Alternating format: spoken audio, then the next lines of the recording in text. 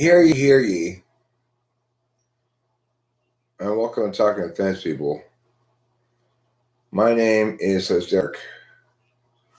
And as mayor of Typology Town, I hereby call this meeting to order. Hi, Ron Allen Salon.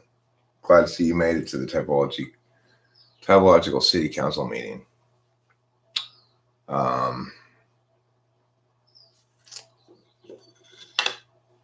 We're going to go over today all the various problems we face here in Typology City and how new authoritarianism is going to fix it.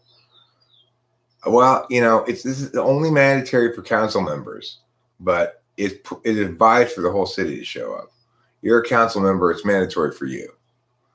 Well, there's no specific problem. This is just a quarterly council meeting we have where we review the state of the union, so to speak, of the typological city here, and maybe discuss putting in some stop signs some places, maybe talk about, fixing the swings to the park, those kind of things.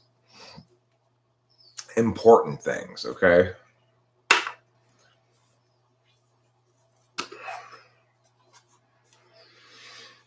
It's important to remember that importance is the most important thing to remember. If you can't remember what's important, then, what are you going to do?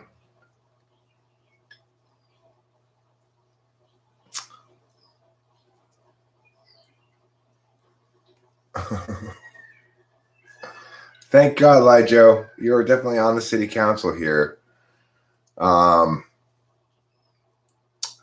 What we've been discussing is how there's been an increase in accidents at the corner of DSP and CSJ. We're thinking about putting in a stoplight there.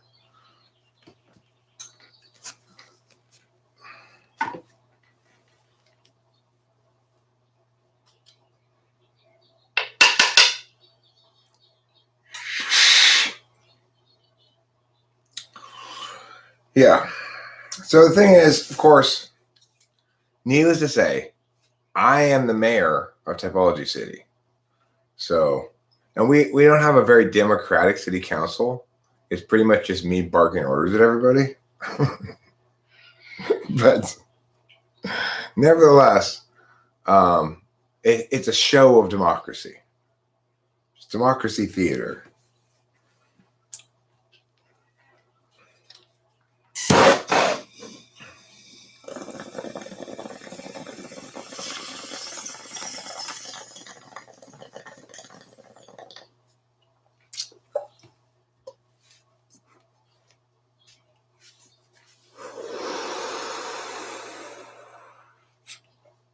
Of course.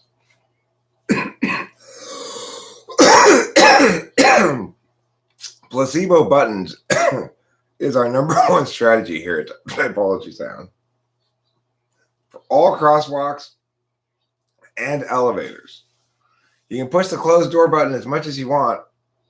The door will eventually close. Your button pushing has nothing to do with it.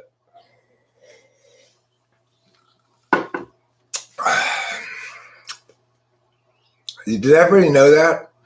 In almost all elevators, the closed door button doesn't actually do anything. Because of disability stuff.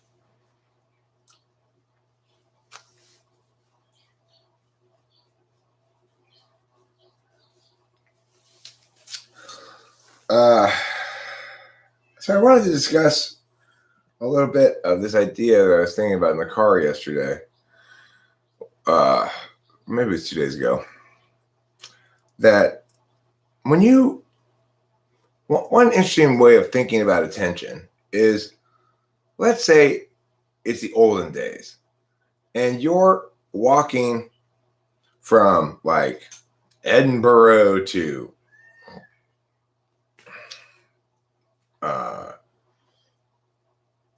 Manchester, okay? But it's the olden days, so there's not a shit ton of roads all around. There's just one big long road, right? You're gonna have to walk it for a week, and then you get to wherever you're going, okay? Now, obviously, when you leave to go to Manchester from Edinburgh, then you need to know where you're going. And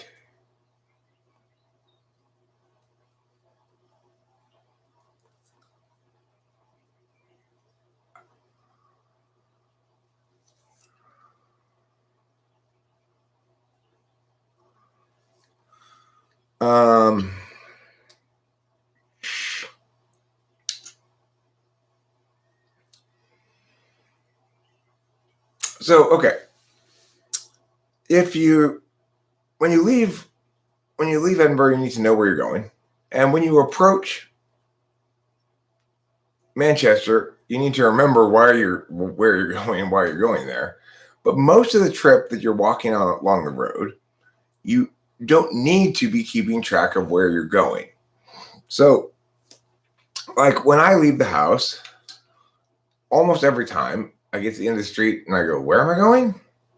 It happens almost every time. And then I think back to where it is I'm going and I remember, But then I continue driving.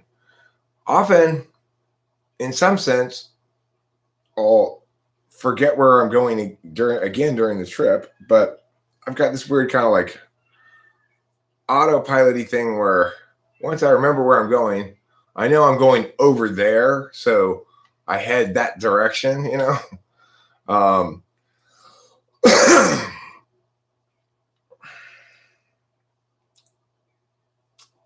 gotta say, that is so unfair. I am not normally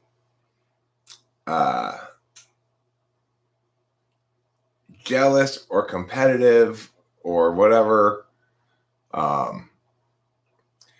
If that fucking documentary was going to interview anybody, one person only, it should have interviewed me.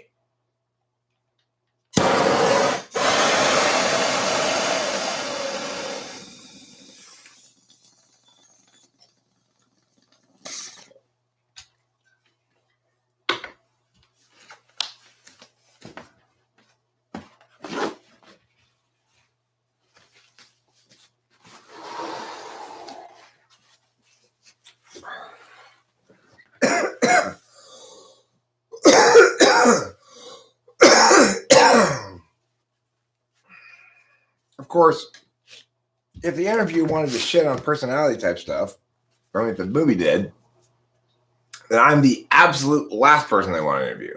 Because I'm going to destroy their entire case.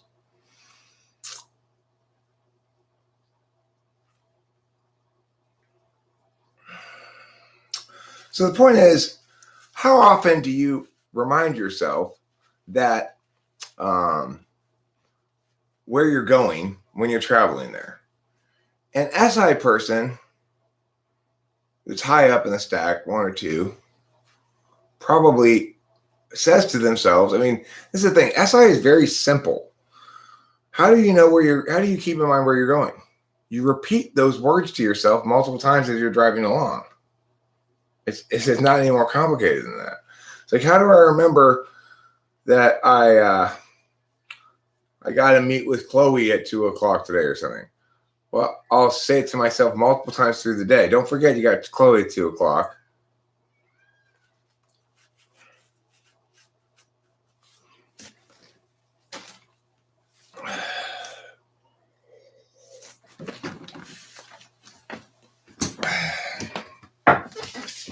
So what I'm curious about is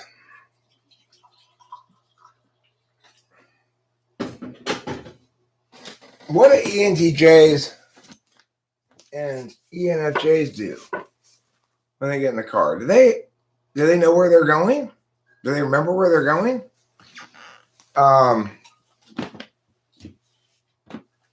Or do they just do the minimum number of updates of SI updates? The funny thing is, Rachel seems to remember where we're going better than I do. But every time I say to her, yesterday, we were talking in the car as we were driving about somebody whose name I couldn't remember. And I was like, he's kind of like a rapper, but he's kind of like a singer too, kind of. And he helped out the guy who was doing the fire festival. I couldn't remember his name, right? Then we're like, okay, well, I'll look it up when I get home. I don't have my phone with me. And then by the time we got home, I'd forgotten all about it, of course. Later in the evening, I was like, hey, who was that? What was that thing I was talking about earlier? I said I was going to look something up. But when I got home, but now I forgot about it. She remembers the conversation, but she can't remember the guy, what exactly the specifics of it were either. In that regard, she's consistently worse than me. When I reference, hey, you remember yesterday when we were saying, yeah, do you remember what I was talking about exactly? No dice with Rachel. But she's better at remembering where we're going than I am. So when I do say where we're going, she knows where we're going.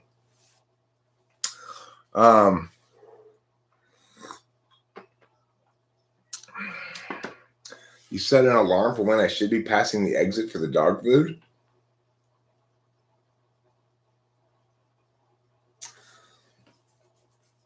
That's kind of crazy.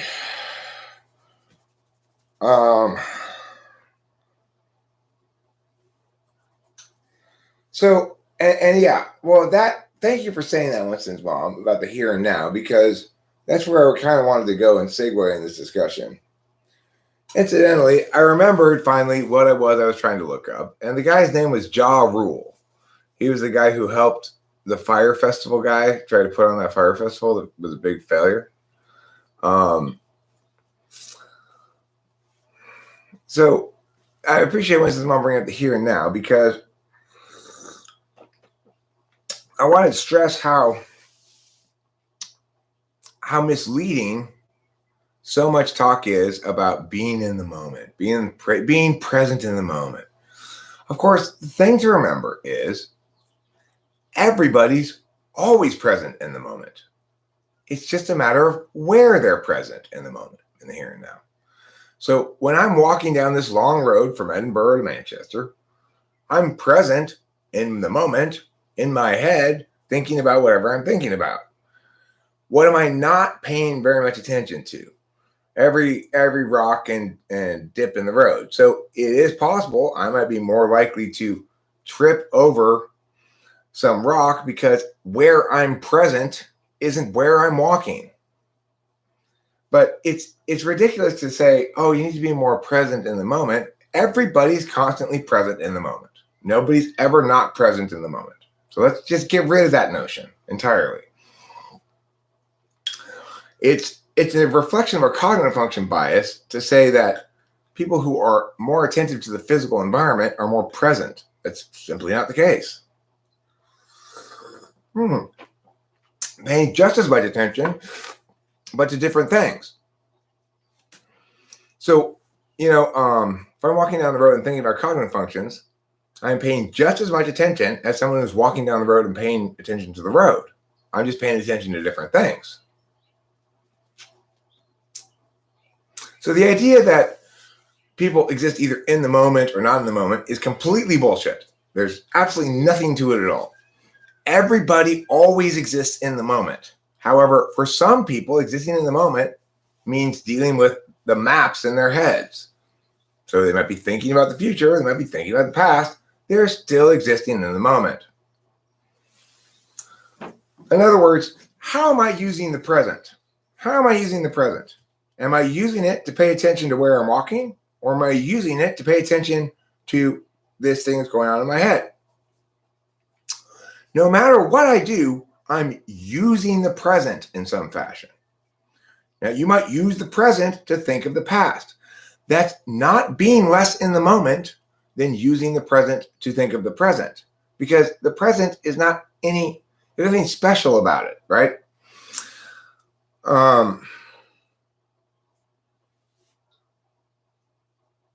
There's absolutely nothing special about the present.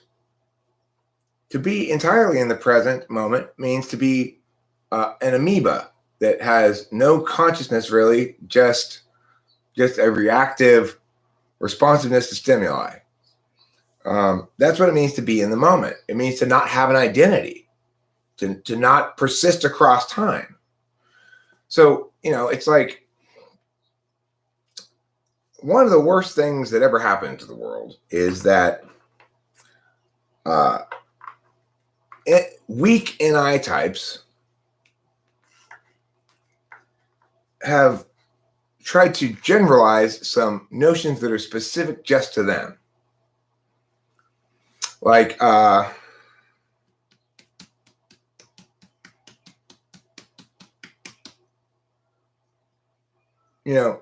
ESFPs, even absolutely delightful ones, like the one who had changed their mind on whether I could publish her video, but a lot of people have seen it anyway because I just unlisted it. I didn't delete it, so people had the link already, could see it still. I don't know if you saw that video with that girl, Eliana. She's absolutely delightful.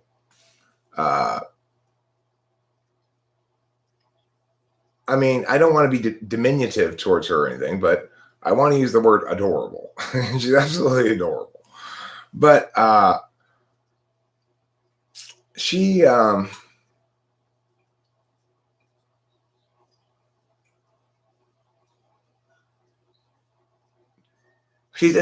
into diet, okay?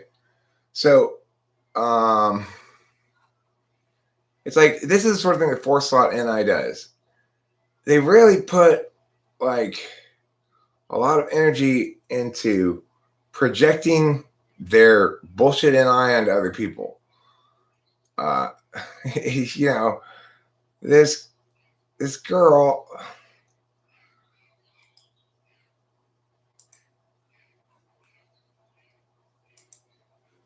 is great, but I'm absolutely sure that her dietary notions are completely garbage, and she's going to spend a lot of time and energy trying to tell everybody that they're universal truths, Here's a link to that. You want to see it. It's unlisted, so you have to have the link.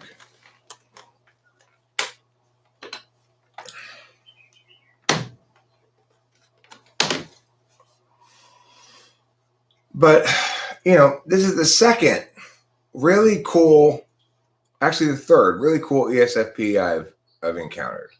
One of them was this dude named who does like this channel on some pre-Spanish conquistador native culture from South America. I don't some like native Indian culture from South America. He does a channel about that. He talks about that. He speaks that language, etc.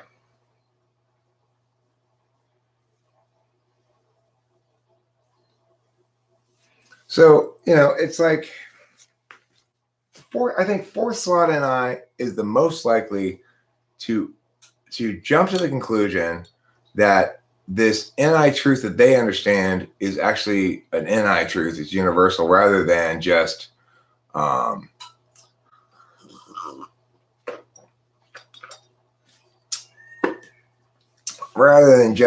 their flavor of the month or their flavor of themselves. You look at somebody like Marty, who's an ESFP, who thinks he's an INFJ, and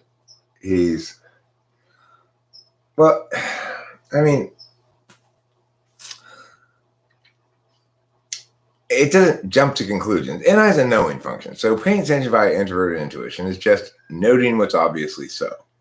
And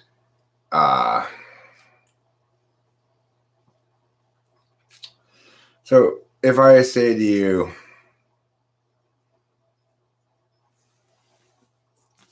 okay, there's a guy with a burrow, pickaxe, and some old pans, and he's walking into the hills. Well, what is he? He's obviously not a Green Beret, right?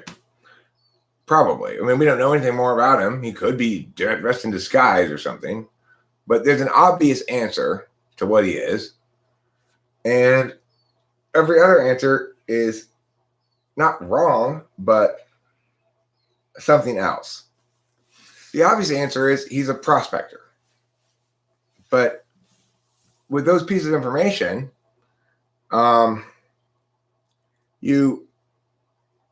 we can all agree we should all agree to some extent or another that prospector is the obvious answer. But it's not the only possible answer, and it's not the kind of question that has a single right answer. That's where NI comes in. So NI tells us it's a prospector. NE says it doesn't have to be a prospector. Maybe he's going to dig a grave for a small dog that died that's attached to the back of the burrow, and that's why he's got the pickaxe. And because he's burying the dog in the dog's favorite spot, he has to hike in a day, and he's got a camp, and that's why he's got the pans, because he's going to cook food for himself. You know, and he'll do that kind of shit, right?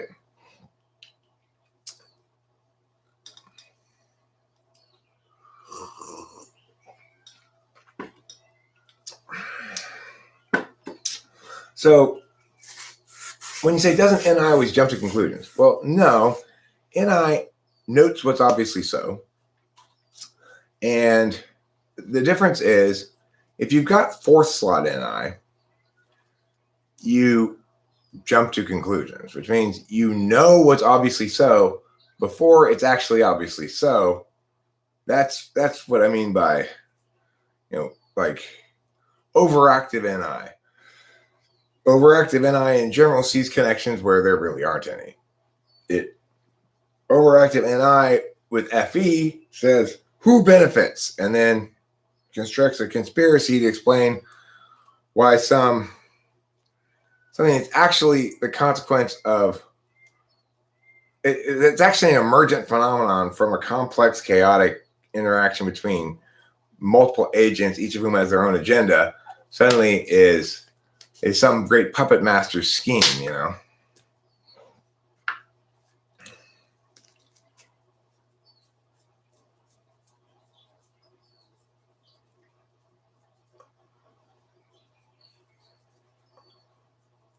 Oh, yeah. You know exactly who I was talking about, huh, Dustin Salisbury? That's who I was talking about, that native South American guy or whatever. A. Pakwilitzel. That's the guy. I'm impressed. I am very impressed that you were able to tell me who I'm talking about. That's very impressive. But he was a cool guy. He wasn't an INTJ. Definitely an ESFP. But, no, wrong Alan Sloan. I mean, look, note about the prospector. Nothing happens. There's no happening at all.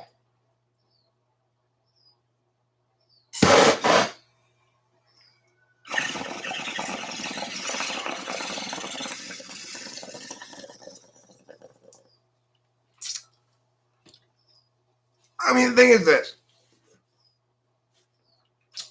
Some systems are dynamic and also predictable. Some systems are dynamic and chaotic. The problem with introverted intuition is it establishes identities of things. Introverted intuition is the thing that's when you look up at a cloud and you go, oh, that looks like a giant boob. Or,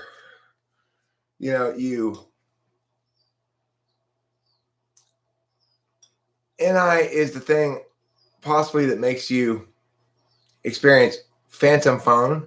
I don't know how many of you experienced that. I experienced it a lot. Where you don't have your phone in your pocket, and then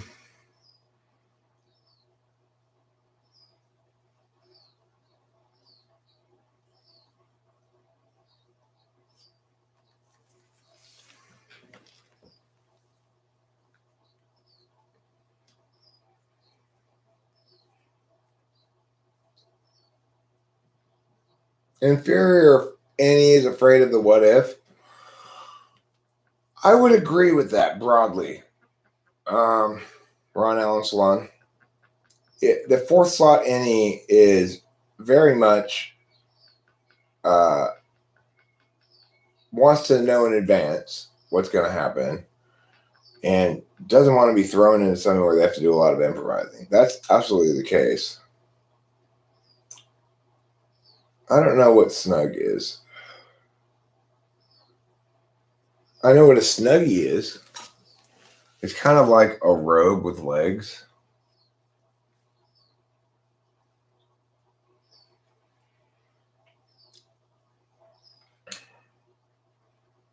You know, I kind of like the idea of onesies.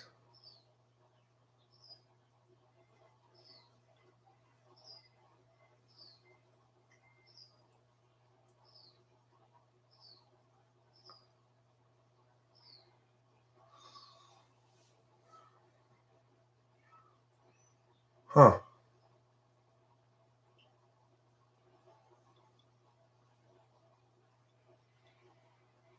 Oh, you built it? Wow. Look at you. That's neato. That's some skills there. Cool. Right on. Fun.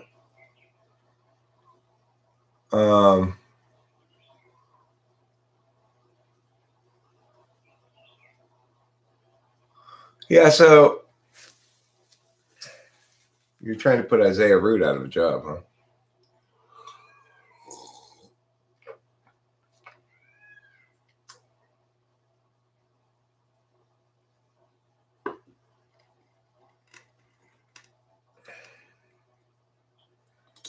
One of those cons. What kind of a con could it be? I mean, I would if I weren't living in my dad's house, I would just put my address up there too on every video. I'm not worried about people stopping by randomly. Not that that won't ever happen, but I just don't operate from a frame of reference where I'm worried that people knowing everything about me is going to cause me harm.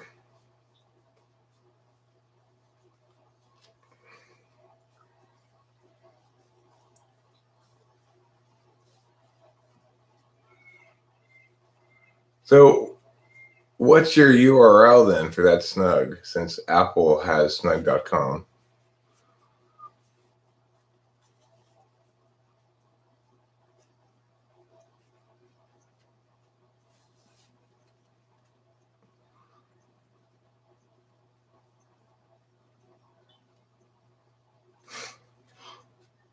Okay. If you put your address up to the meeting, I can pop in for a bar. No, you can't. But if it happens, it happens, you know? The thing is, because I'm at my dad's house, I can't really do that.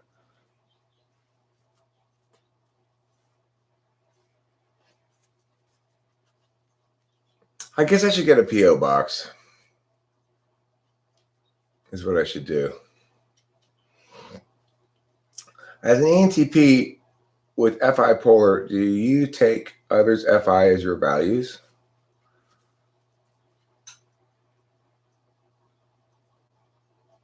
No, I don't think so.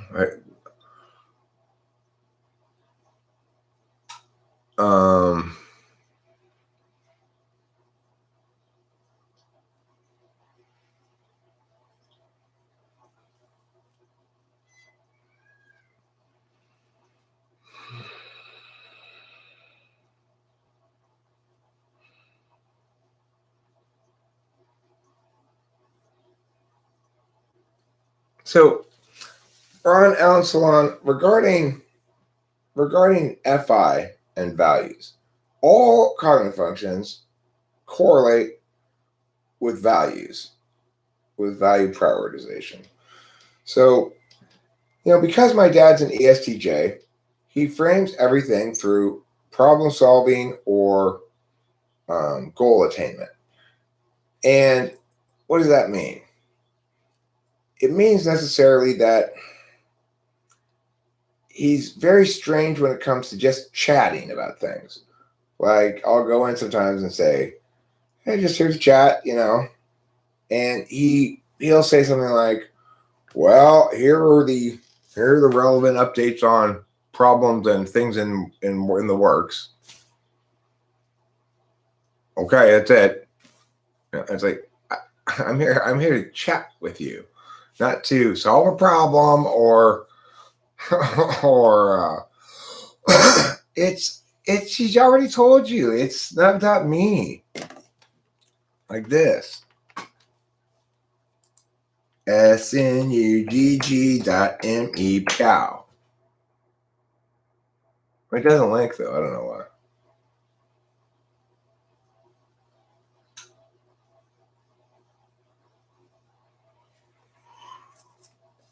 Snug me harder. The motto of your website should be "Snug me harder." Ooh yeah, snug me harder. That's a good tagline for your website. Sure, I have thoughts about Bertrand Russell. He's frame locked in his TI frame of reference.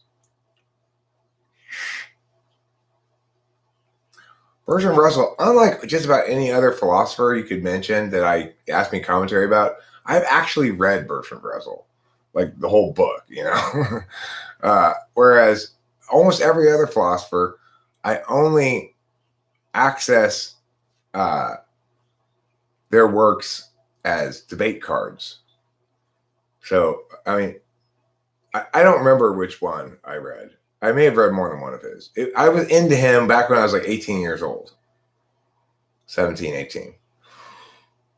It was a long time ago. So, but I can tell you from what I do remember that he's basically locked in a TI frame of reference that tries to deny the legitimacy of things that aren't deductively derived.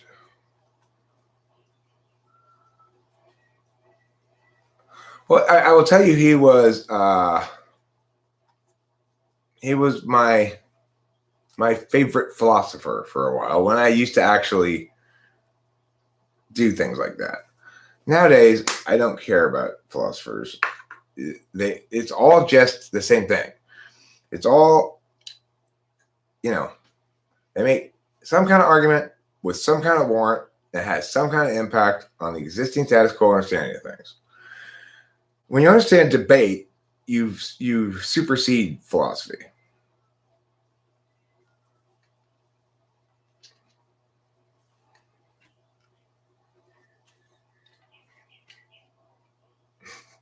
There are two motives for reading a book. One that you can enjoy it, the other that you can boast about it. He was an ENTP. He's projecting his own shit onto everybody there.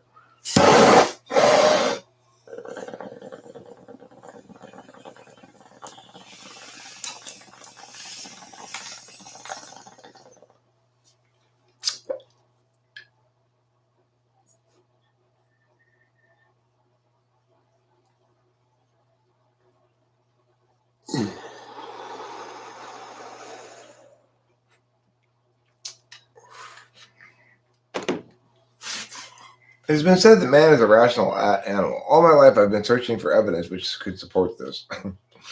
The thing is,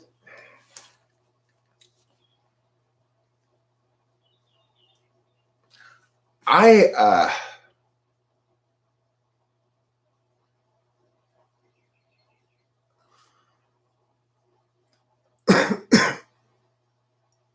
don't have any warrant for that brain.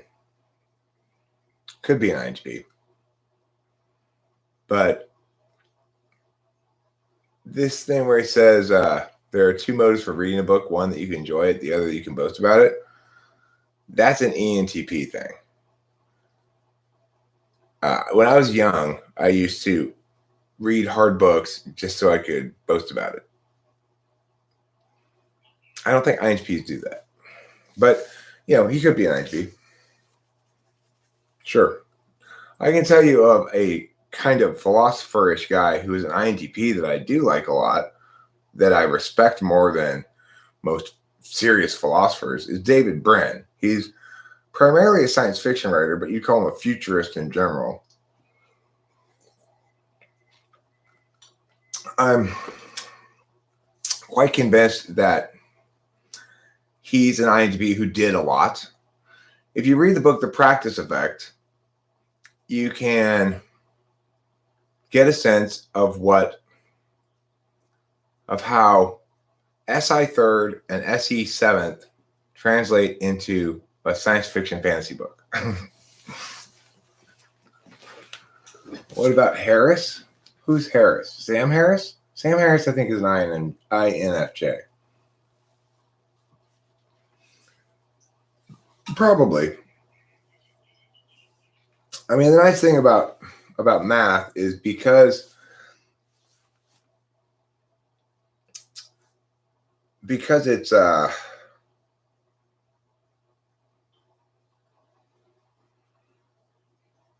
it's conscribed by its particular symbolic lexicon.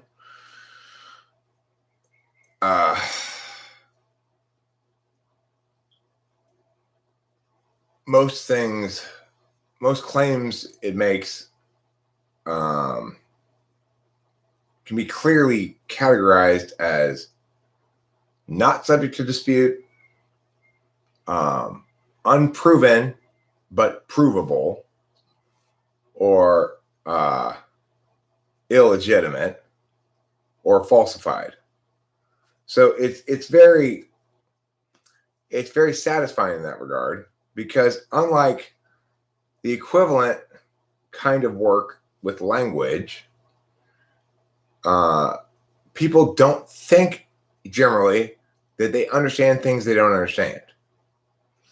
So if I make a good argument mathematically, I'm not going to encounter a lot of idiots who come to me and say, no, because to even be able to understand the argument I'm making mathematically, they have to already understand a lot of stuff. They have to be at this level already in order to just understand the argument I'm making, because it's in a language that's not naturally used to communicate by people. So, the problem is, of course, when I make arguments in language, they're just as precisely so. But I have a bunch of people who don't know what numbers are, but believe themselves to be mathematical experts, coming in and challenging me on shit. It's a little bit frustrating, Rogan. Opinion on Joe Rogan as a whole? Basically what Boba Fett says. Basically, he's a well-rounded ESTP meathead. Which, the thing is, most ESTPs aren't meatheads, but he's kind of meatheady. He's very credulous. He's very easy to convince of the importance and truth of something. Really? It's like, hey. But he's very likable too. He's obviously very popular, and I also agree with what 69Q here says. Joe Rogan is a legit person, real person, trying to understand the world around him better, not caring if he stumbles into shit. Now, he does care if he stumbles into shit, but aware that some stumbling into shit is required in order to be him in the world. Just like some stumbling into shit is required for me to be me in the world. Action types have to grow to be okay with themselves by saying, I'm going to make some mistakes. It's like if you're a knowing type, you get through life by not making mistakes. If you're an action type, you get through life by making mistakes and then learning from them, So, yeah, I mean, I to the extent that I agree with the meatheady part, it's because I agree with Rain's statement there that his reactions seem so overwrought. You know, it's like he's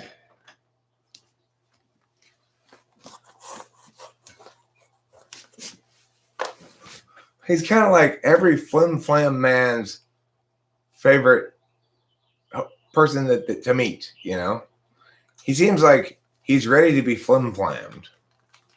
Of course, he's not totally unscrutinizing. He does scrutinize things with introverted thinking, but he's seems particularly susceptible to NI bait. Like, here's a chunky piece of NI. Out of all his guests, apparently he thinks as smart as Musk. Well,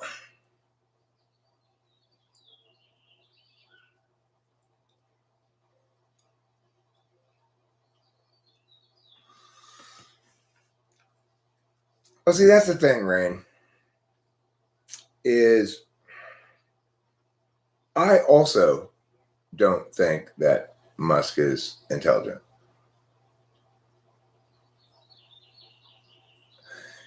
It is. I mean, I haven't really watched a whole lot of him. The thing is, I knew him first and like him most of all as a commentator for MMA. That's how I knew about him first. He used to be a regular commentator for MMA matches, and he was a good commentator. I really liked his color commentating on MMA matches. So that's how I think of him first, though. First and foremost, is an MMA commentator. But I guess most people don't think of him first as that because he's gone on to do lots of other things, right?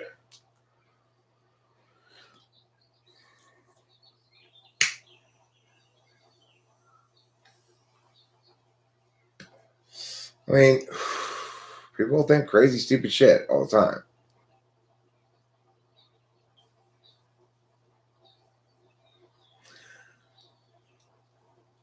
The thing is, all of this stuff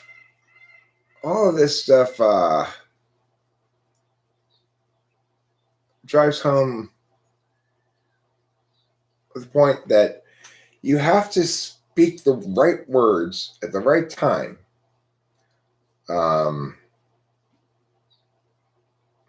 There always is a set of right words that changes the conversation, but you have to speak it at the right time, in the right place, to the right people.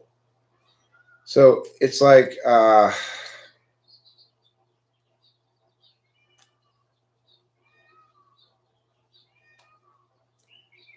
was frustrated yesterday driving around thinking about COVID stuff. And the reason was because somebody said here, if you want to be much more successful, you need to, stop smoking weed, and the get rid of the anti-mask stuff. And I was just like, oh my God, I am not anti-mask. And this is what I mean by the right words being said at the right time. I'm entirely in favor of masks. I fully support your right to wear as many masks as you want, or to not wear masks if you want. I'm fully in favor of everybody's mask rights. You're not. You're anti-mask. You're anti-mask rights. You want to control how many and whether people wear other masks and stuff. And then the whole vax thing. I'm not anti-vax, right? It's like I'm not wearing a mask. I haven't gotten the vaccine, but I'm not anti-vaccine. My point is, and this is the most important thing of all to remember, because this sort of drives home the core framework on the thing. Once you've got the vaccine, then You don't need to worry about me anymore. I'm no longer a threat to you. I might have COVID, but you won't get it anyway. That's the whole point of there being a vaccine, so that each individual doesn't have to be at risk from other individuals who might be sick. Instead, people talk as though the vaccine, you have some sort of moral duty to get the vaccine in order to accomplish herd immunity, right? But again, we don't need herd immunity for the vaccine to work on you.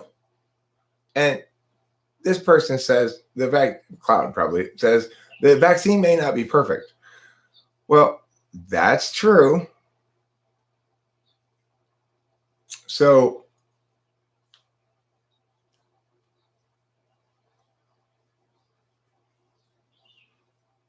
what?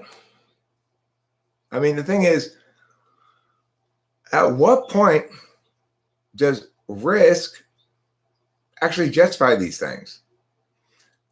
There's a fundamental cognition fallacy that it has to do with risk, and it goes like this. If you inform people that there's a risk of something without giving them any more information than that, they fallaciously think something should be done about it.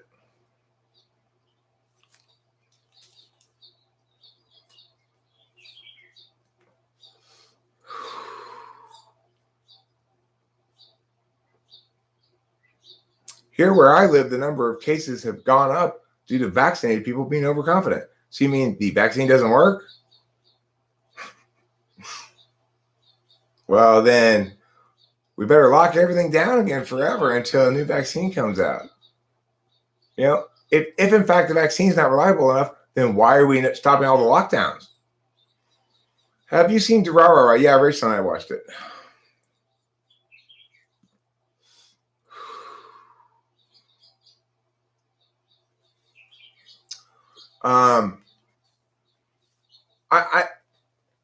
I may end up getting the vaccine simply because we've got places to go, things to do, and there may be an advantage in terms of ease of travel and so forth if you're vaccinated. I know, like some baseball games, there's a discount for people who show a vaccine record. So I mean, there are advantages to getting vaccinated. I agree that that it was rushed. It was a rushed vaccine, and I agree that it bypassed some of the normal FDA protocols. And so, as a consequence, I would say it is perfectly reasonable to suggest that I'd like to wait and see how this vaccine affects people. I'd like to let a bunch of people be guinea pigs for a few years before I actually trust it. I think that's a perfectly reasonable thing to conclude. Not because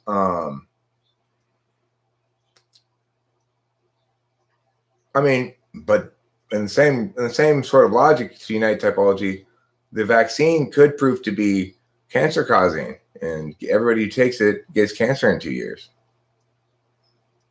Could be. But thank you for demonstrating the cognitive failure that I was talking about.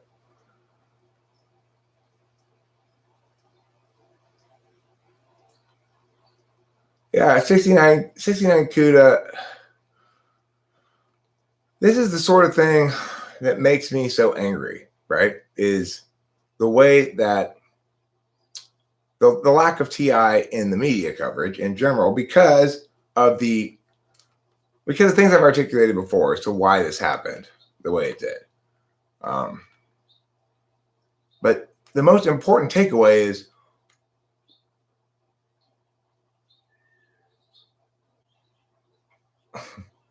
Sky Gear, I have no idea. Okay? I'm just saying, to Unite Typology says COVID could mutate and develop worse strains, and therefore we should take the vaccine. I said, well, the vaccine could cause cancer, and therefore we shouldn't take the vaccine. It's like, this is the risk fallacy, right?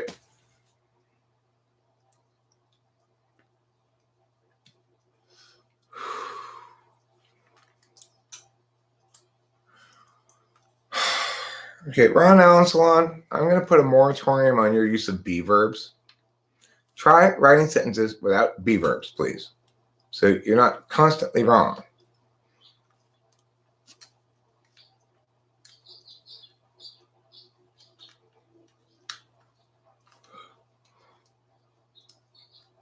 Google Gardasil lawsuit, which is a previous rash vaccine.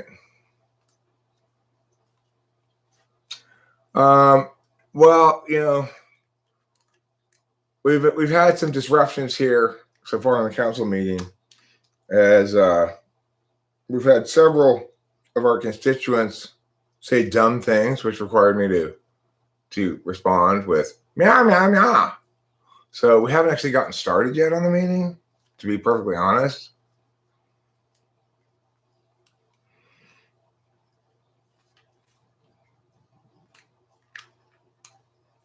Okay, well, if COVID could mutate, fine. What does that justify? Us not trusting the vaccine? No, it is very different, right? Listen, I'm not making that argument, okay? And I agree with you that from a TI level, there's a distinction there. My analogy is not great, but it is the case that given the newness of the kind of vaccine, the rustedness of it, and the total absence of any long-term data on its impacts, that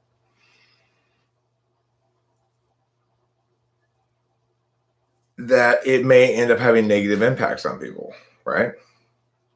So Bozo the Clown says, Eric, how can I help you on my own time? What a wonderful question to ask me. Thank you for asking that. It's like, I want to make particular note of this because I get so many people who suggest I do meow, meow, meow. Everybody around here has plenty of words about what I should do. Very, very rarely do I hear that question, how can I help you on my own time?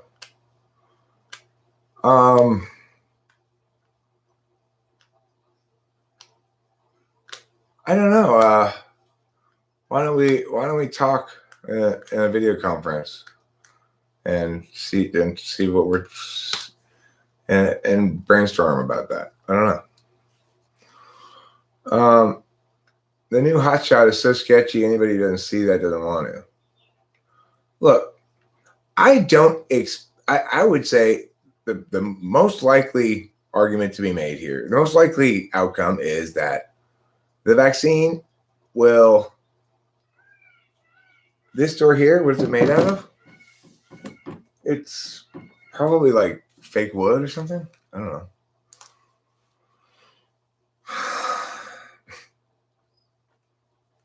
Look, I think primarily what will end up happening is the vaccine will work fine. That everybody's substantial fears about it are overwrought, and that COVID will be a dead story in a couple of years, hopefully.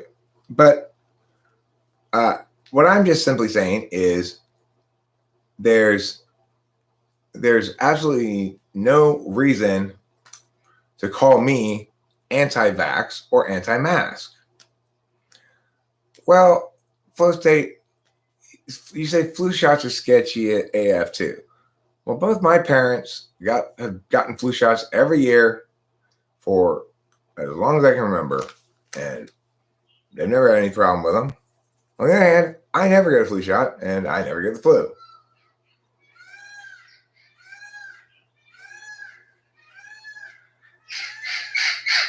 So, we should use our experiential data. We shouldn't just use NI and TE and TI and shit. We have experiential data to reference as well, and we should use it.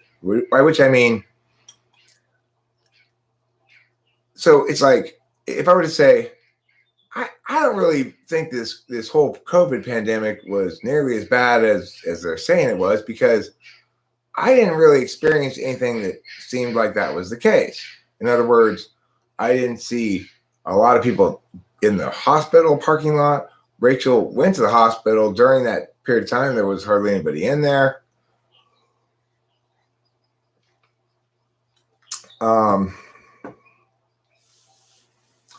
And I don't know anybody personally who died of COVID or anything. I do know that for the vast majority of people who got it, even according to the media, it was probably less bad than the common cold. So it's like,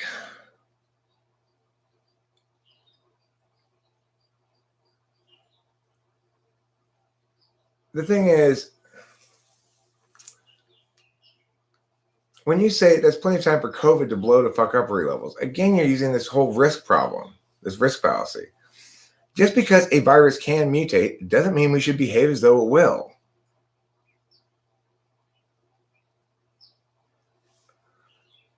I mean, you've double bound yourself here.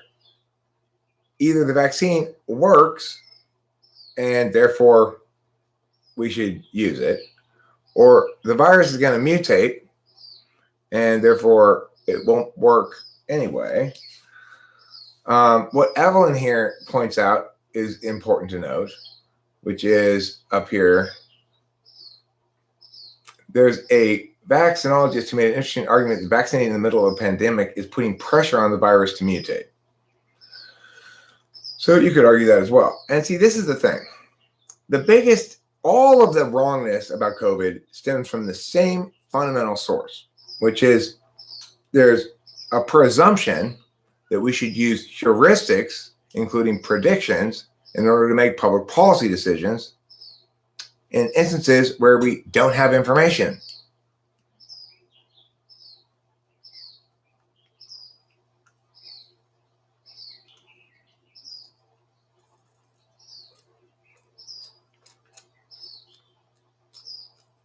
Well, I mean, Unite Typology says this isn't even a debate. Not wearing a mask in my city is illegal, and vaccinations are highly encouraged. The thing about not wearing a mask being illegal is,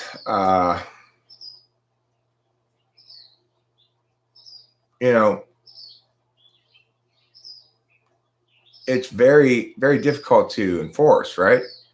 Because, like, is it illegal to not wear a mask while you're driving in your own car with your windows up?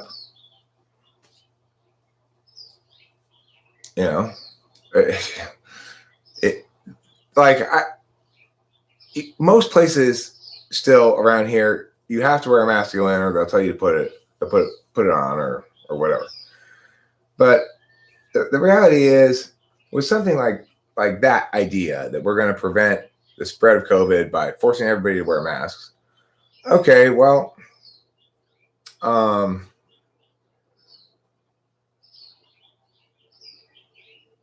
in isolation, I guess,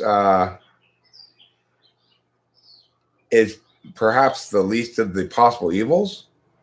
But the thing is,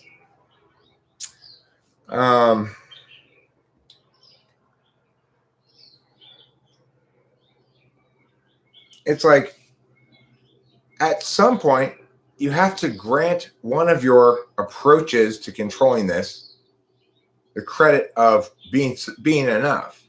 So if what had happened right off out of the gate was a general consensus that everybody now is forced to wear masks, and that was it, okay, fine.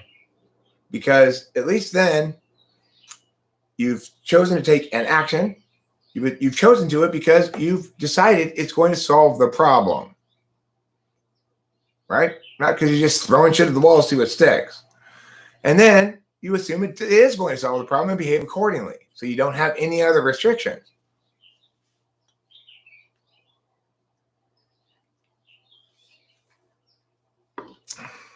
PBS is not a bad source. PBS is not a bad source.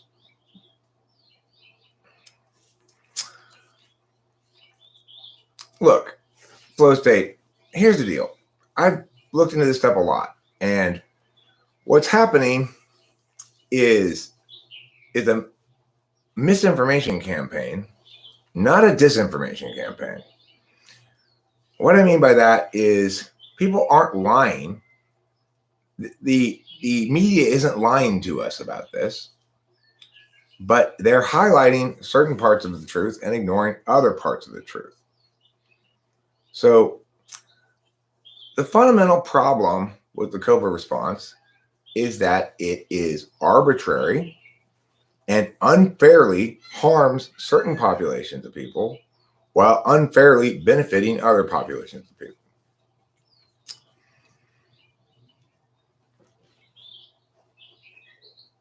No, I'm saying I've looked into a lot of shit, and this is the conclusion I've drawn. Not about people's intentions. I'm saying because we know that shit doesn't happen like that. Okay, so that there's no central intention driving things. Your fourth slot in I is showing.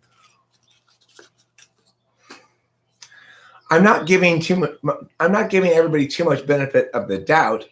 I'm not giving anybody too much credit. It's not possible to operate in the fashion you're assuming that would be necessary for this to be some sort of scheme. It doesn't work like that.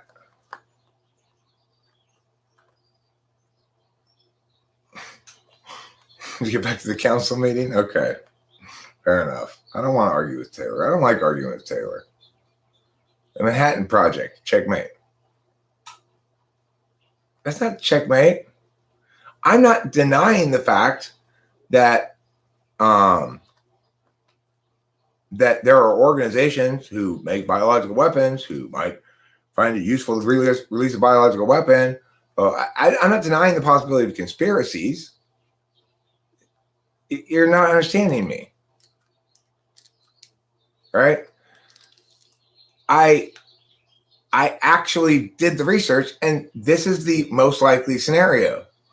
Is a lab release, but an accidental lab release is clearly not an intentionally released biological weapon, because if it were, it would be an incredibly shitty biological weapon since it barely kills anybody.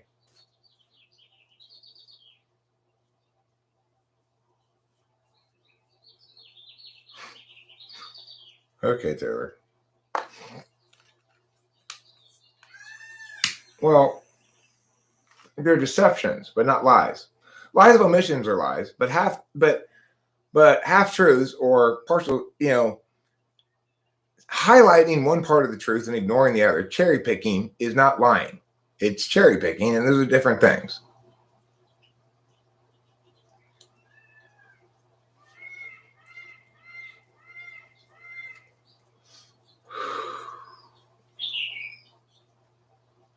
I mean, but even if we assume a utility frame, we have to consider all the negative impacts as well. So, like I've said before, the problem with the mandatory mask things that nobody seems to be talking about is how dramatically it impacts people's ability to communicate with each other, especially if they have a disability like my dad does. My dad has a hearing impairment. He's quite deaf, and it's very, very difficult for him to go through the world and communicate because he can't see people's lips. He can't read their lips. I've seen on so many occasions the following thing happen in stores or someplace. Two people are trying to talk to each other, but now they have this like plexiglass in between you as well, with a little like hole to put things through, and with the mask as well, they just can't understand each other, and they both take down their mask to say the thing, blah, blah, blah, blah, and put it back on. Of course, the problem with this is that the whole idea of masks is like a fence around a ranch. If periodically during the day, parts of the fence disappear and then reappear again, it's going to be a very ineffective fence. The cows are going to get out, right? If it's going to be a fence, it has to be continuous all the time fence. If fence is in most of the thing, the animals are going to get out.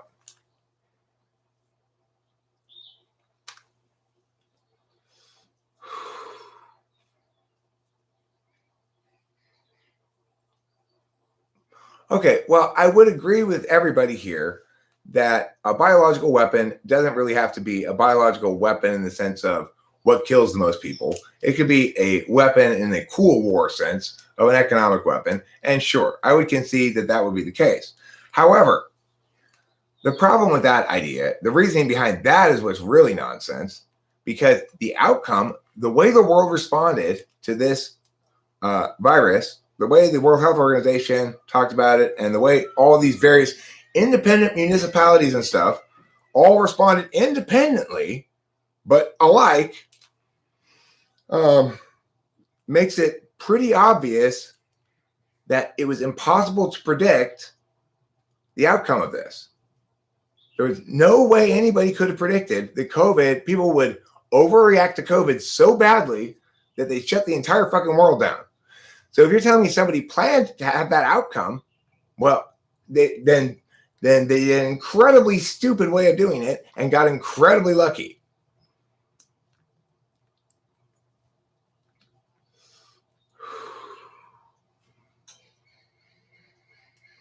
But that's the thing, Horse Mumbler. Yes, COVID's already been hugely successful if we assume it's an economic and social weapon meant to cause mass change in behavior, not mass death. Right. I agree with you. Except nobody could possibly have predicted that people would overact to COVID that badly. In other words, if they wanted to do that, it would definitely have to have been, they would have said, okay, we're going to have to do something pretty substantial to get people to react this strongly to it. Nobody would have predicted that the world would go this crazy over this little shit.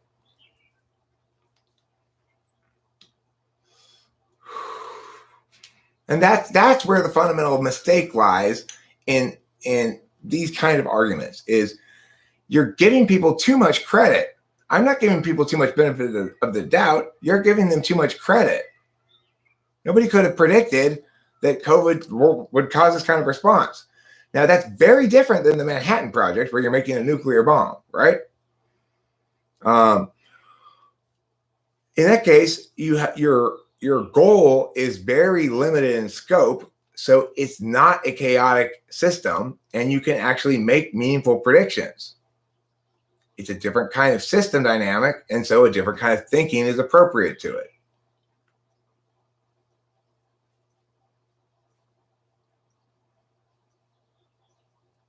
Well, I mean, look, one thing we should always remember when we're talking about COVID is that I have been exactly right about it all along about everything. So when we're talking COVID, for all of those of you who is just about everybody else who's been wrong about it in various ways from the beginning, why not just trust me on this one? I'm the only person I was the only real voice of reason throughout this whole thing. I've been the only true voice of reason, which means I've embraced none of the bullshit on either side. I'm not right all the time. You know, I love it when I'm wrong, because that's an opportunity to stop being wrong there and change my opinion and become right in that spot. And I've been doing that for decades, so I'm not wrong often.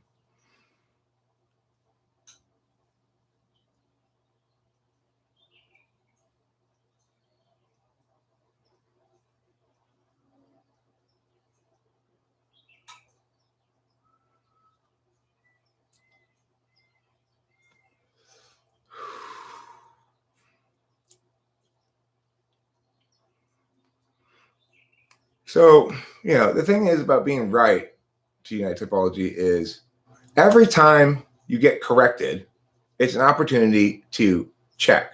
Now, the person who's correcting you is either more right than you or less right than you. If they're more right than you, then you need to change what you're saying and adopt a different affirmation, right? Not true. United Typology. I don't believe I'm always right. In fact, I don't think anybody believes they're always right. You'd have to be incredibly stupid to deny the fact that rightness is a process, not an outcome. Rightness is a way of life, right? Not a destination. And the way of life is to look for constantly instances where you're wrong and change your position there. Now, one can conceivably imagine that one eventually runs out of wrongnesses to fix. But maybe that's not the case because the world's constantly changing and things, whatever. But the thing is, there is such a thing as I guess you'd say accrued work. I have done a lot of work to be right. And it's the best kind of investment you can make because it never goes away.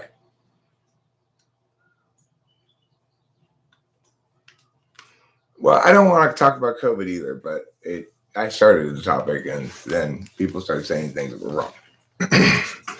So I had just corrected them.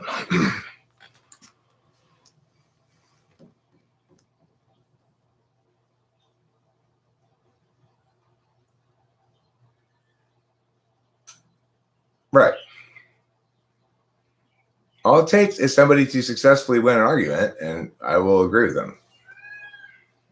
But the fact that he can do wrong proves his moral inferiority to any creatures that cannot. Interesting. The fact that man knows right from wrong proves his intellectual superiority to other creatures, but the fact that he can do wrong proves his moral inferiority to any creatures that cannot. Okay.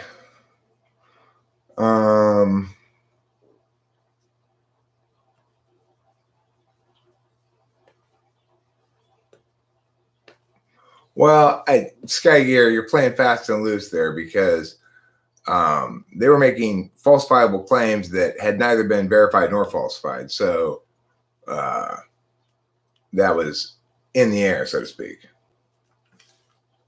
Box COVID. Get the vaccine. $1 million campaign right there. Box COVID.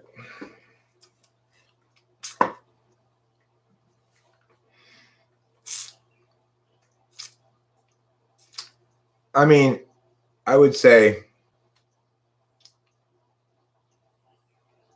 a better quote than Alfred Lord Tennyson's would be something like, telling half the truth is the most underhanded way to deceive. And then we wouldn't be using words wrong. People who believed in the ether. It used to be thought that, what's between the stars and the sun and the moon and stuff like that? Well, it's this stuff called ether. Well, what is ether? I mean, I don't know. It was like, it's not like the kind of ether that you sedate yourself with.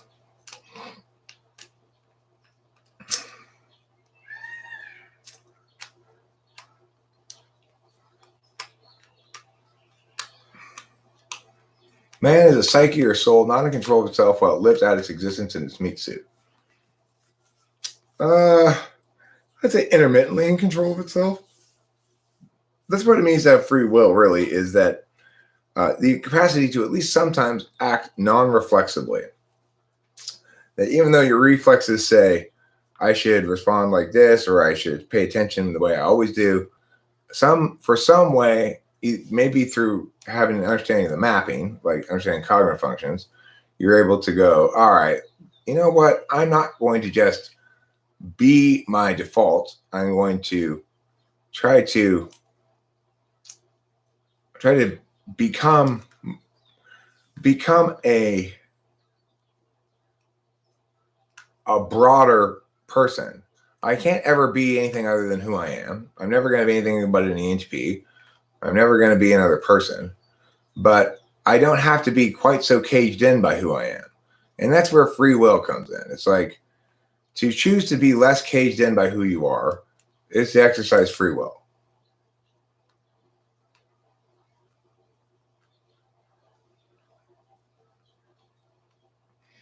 All right, so Genexial wants to play the determinist game. That's not relevant because it's trying to say that your identity, you don't get credit for the games you already played, right? So if we talk about how, this basketball team is doing well, It's won a lot of games this season. And then you play in the next game and they play really well and they win. And you go, well, that wasn't because they're a good team. It's because of all the stuff that came before. It wasn't that they played a good game. It was that the result of all their accumulated practice of winning from before and stuff like that. Except we know that's not the case, that we have distinct events. We have distinct objects. We also know that there's built-in non-determinism in the universe, which is to say, as far as the quantum mechanics things go, you can't do quantum mechanics without irrational numbers, it turns out. So if you think about numbers, they're supposed to link to things in the real world. So if I say 1 plus 2 equals 3, I can find a corollary in the real world. 1 plus 2 equals 3. Irrational numbers are those that have no corollary in the real world, such as the square root of -1. The square root of -1 is a number that is used in order to accomplish quantum math. Now, for a long time, mathematicians and quantum scientists we're assuming this is a shortcut that we're using. This is a workaround that we're using to have an irrational number. That everything in the universe must actually, if we have the right equation, break down to real numbers. So it links to real things and it's meaningful, okay? Well, they just recently, like a week ago, proved definitively that quantum math can't be done without an irrational number. In other words, it's irreducibly complex. Now, this is why human beings do in fact have free will. Just because an entity with an identity is more than how it behaves in the moment doesn't mean that it has no free will. As a matter of fact, we know everybody has free will simply because the definition of free will, the meaningful definition of it, is the capacity to conditionally consider an act before taking it.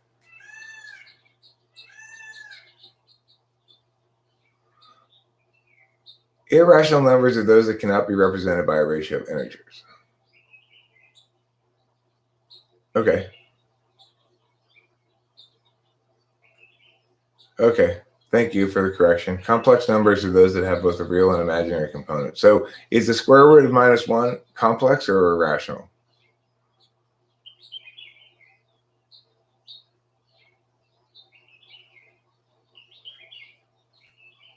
Am I a scientific anti-realist? Okay, so it's complex. Okay, my bad. Thank you for the correction.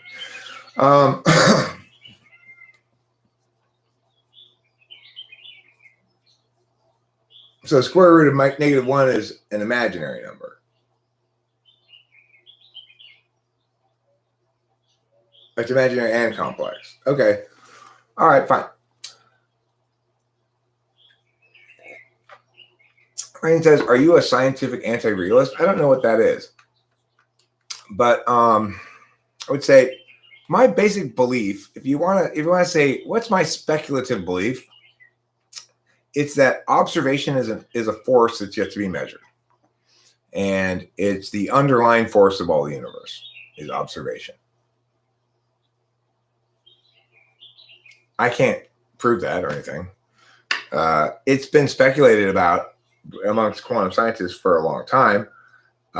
It's still unresolved as to whether what to do with observation in the equation, because of course there's this inherently binary thing that people do because of the way language is, which is they want to break things into subject-object and ignore the agent part. But there's always an agent. If a tree falls in the forest, does it make a sound? The answer is category error, because it's saying if there's subject and an object but no agent, does observation occur? Well, no, observation doesn't occur if there's no agent, which is why we don't know that there's a subject-object happened, because it wasn't observed, which is why it's contradictory premises and therefore fallacious.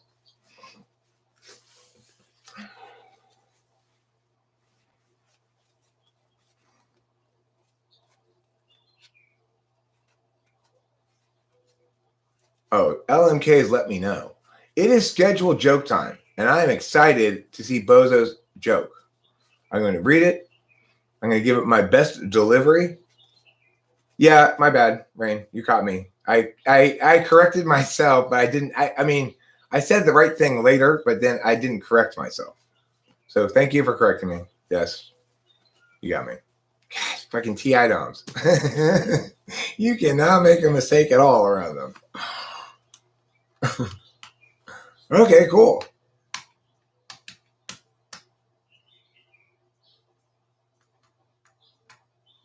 That sounds good, Lijo. Just shoot me a day and time.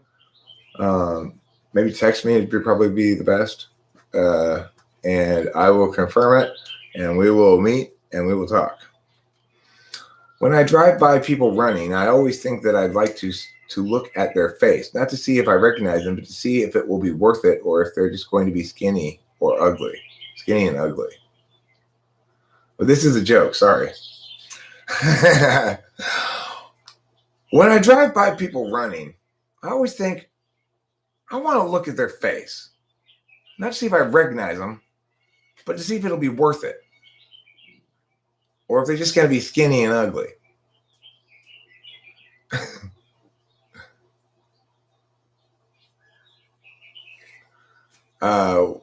I don't know. What do you mean? What happened to it?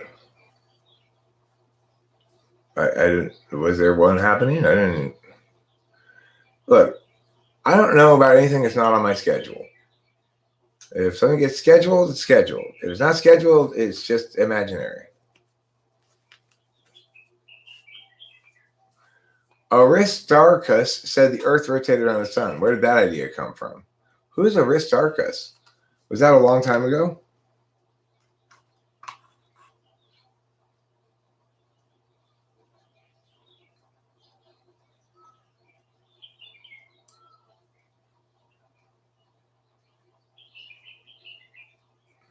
I'm going to Google Aristarchus.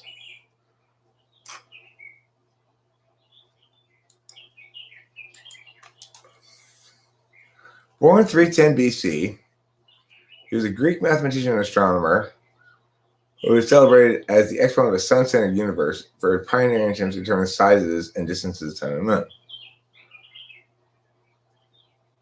Huh.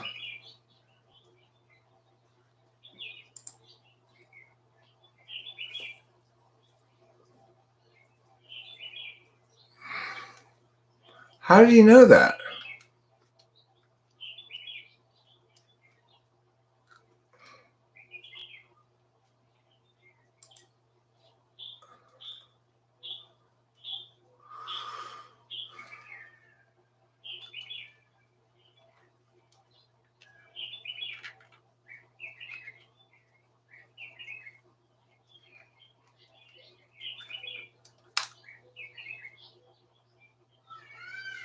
Okay, well, I would guess that the reason he says here,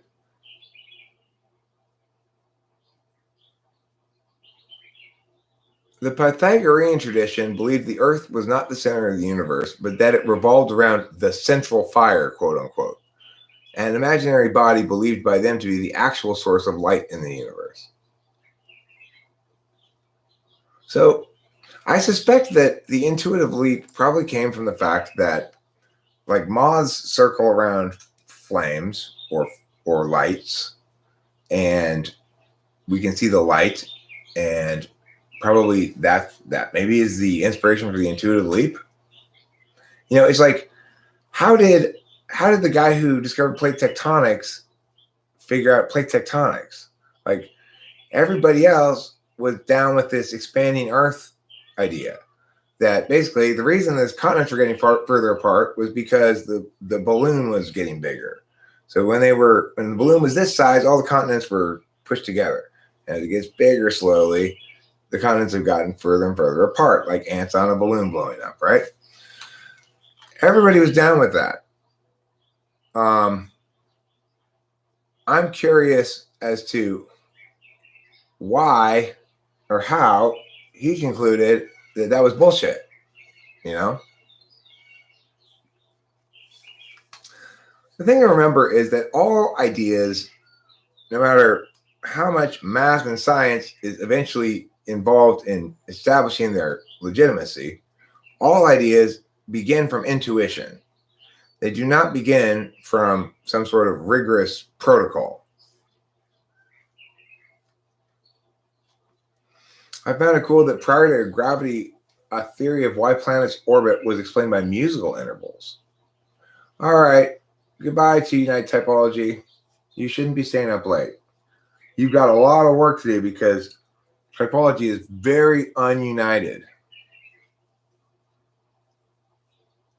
If it were united, there'd be more than 30 people here at the Typology City Council meeting. So yeah, let's get back onto the agenda here. Typological stuff. I believe somebody has a motion that we should prevent all censors from voting. I think it's a little extreme. Can we hear any arguments on this? Should the Typology City Council prevent censors from voting? Well, the sun rises and sets. Yeah, I know the sun rises and sets, but that suggests that it's going around the Earth, not the other way around.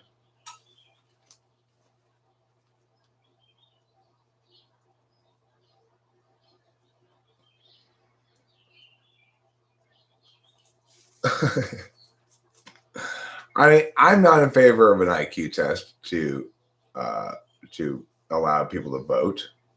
I think often people who are very intelligent are incredibly wrong about their political positions and believe themselves to be correct without any adequate justification.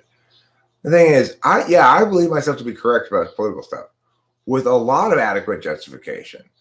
In other words, being a debate coach who argued public policy for a long time means I genuinely understand all the arguments about everything.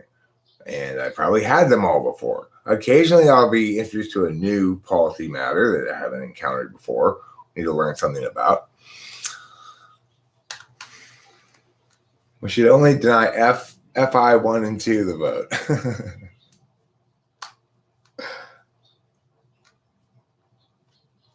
Remember that time you tried to stop violence with your intuition? Go ahead, take my vote away, my vote. Yeah, I'm not the one who suggested this. I didn't write this bill and call this session to order to argue in favor of it. Somebody else did. I'm arguing against it. I think we should let Gen Xil vote. Gen Xil, you will still have to wear one of the gold stars that we're going to put on all the sensors, but we'll give you an exception. You'll get a special armband that says, I'm a special one.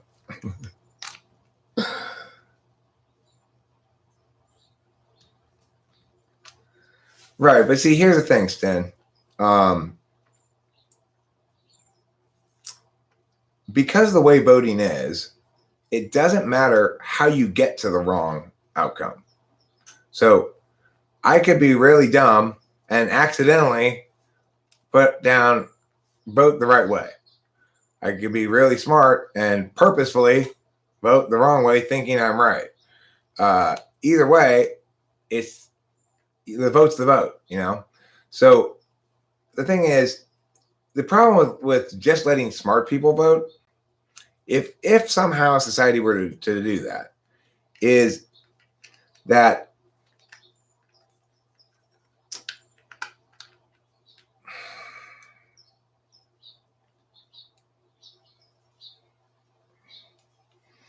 well, I mean, it's fundamentally anathema to the idea of self-governance. There shouldn't be a ruling class. They just shouldn't. That's it. Everybody is fundamentally, first and foremost, autonomous. And so, some local community, if you imagine a local community starting from scratch in the olden days or something, at first it's just some farms that are near each other, and gradually the population grows and certain things need to be established as sort of group matters. And so they get a policeman and they put a schoolhouse and yada, yada, yada. The thing is, what the right to vote, quote unquote, comes from fundamentally the fact that others aren't your lord or master. And I don't want to be anyone's lord or master. And that's really what I'm saying. If I'm saying I don't think dumb people should vote, I'm saying I want to be their lord and master.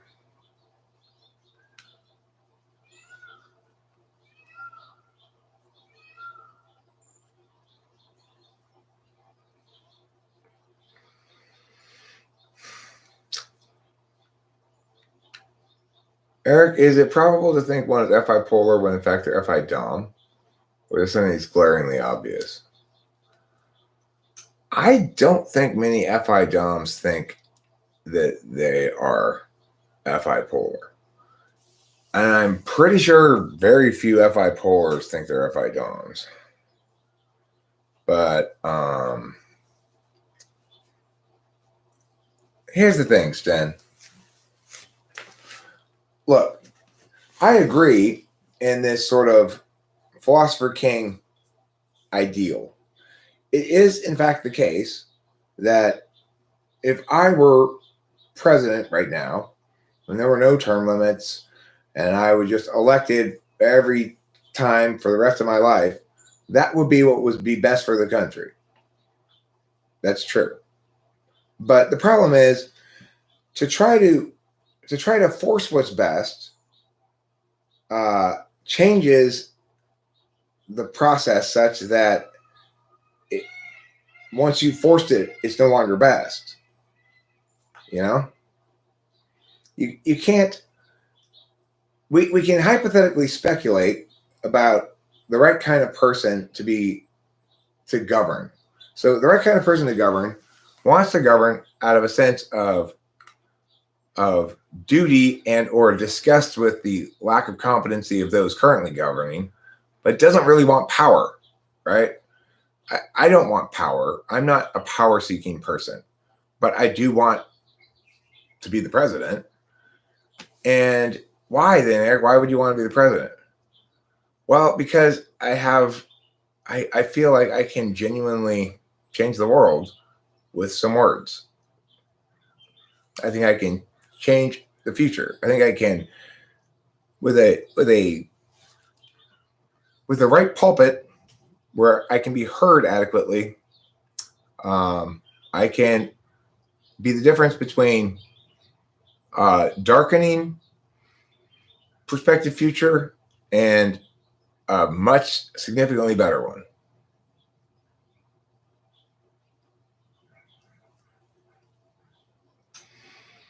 So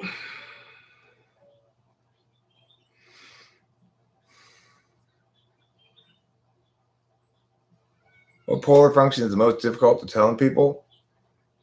For me, the polar that I find most difficult to recognize is probably Ni. But I don't. That may be simply because I get so few Ni polar people to test. If you're Ni polar, you don't. If you're Ni polar, you just don't. You're not interested in and how much of you is representative of a universal identity. Our presidents don't have that much power. Speaking on the idea of a dictator, which I like. Well, I mean, the thing is, I think our presidents have too much power. And one of the things that I'm going to do when I become president is work with the Justice Department to affect case law by the courts regarding the scope of executive authority and the scope of executive orders. I don't like the way that the executive branch has seized this portion of the legislature's responsibility and created this thing called basically arbitrary decrees, which are presidential executive orders. That's not anywhere in the Constitution of how we do shit. But whatever. I mean, it's Sky Gear. The thing is, what the decision I made was my best choice right now is to try to maximize the number of subs and everything by this channel and typology stuff until I have a large enough audience that launching a presidential campaign can meaningfully sort of catch fire. Right now, what I'm imagining is, as a metaphor, there's just not enough dry brush around for there to be a groundswell of attention. In other words, the fire will go out on its own before it spreads. And that if I can get up to about 20,000 subs here with this channel by focusing on, I mean, the other channel is going to be incorporated into this one. So Rachel and I are still going to do some of those intertype videos. But after much reflection, of course, this is the thing about channels. Getting to where this channel is took a very, very long time. And if you start a new channel now, it's not even monetized. Now, how much faith do I have in my ability to get that channel up to speed just as quickly as this one? I don't know. But what I do know is this. This channel is no longer being punished at all by YouTube. And I could see it in the stats. You could I could see where recommended videos took this huge dip after I got my warning for bullying C.S. Joseph. But that's over now. You can see it in the analytics. It's clear as day. So what my plan is to do is this. And it's critically important that I got this right, and I'm glad I did, because if it's not simple and focused enough, it's not going to work. And this is simple and focused enough. I'm going to basically, as I have been doing, try to just put up, as far as uploaded videos, either very short videos or good videos about typology, things that don't make subscribers go, okay, this guy's spamming me. So continue live streaming about once a day, but not overwhelmed with so many live streams, and to reduce the amount of non-typology stuff as much as possible. So with all of this effort towards this goal, when this channel gets to about 20,000 subs, which I think I can do, well, see, Genexio, I disagree with you, actually, because of what I need to stop doing is just live streaming without putting up uploaded typology videos. The thing is, I'm still me, so I'm still going to necessarily be fast and loose with a plan, right? But as long as I continue to operate under this general overarching framework of I'm trying to maximize subs and maximize revenue and stuff. I'm trying to do things to get this channel to be where it should be in terms of its subscriber base and its respect. So the thing is, I agree with both that. My biggest challenge is getting more NIFE and less TI. TI is boring. But the thing is, there's also this huge asset that I have that's very much valuable that I didn't even think about as being so until very recently, which is there's a huge stack of typing session videos that establish my legitimacy as a typologist, that provide potentially a data set for somebody else to come in and go, all right, let's gather all the examples together and let's do some data work, and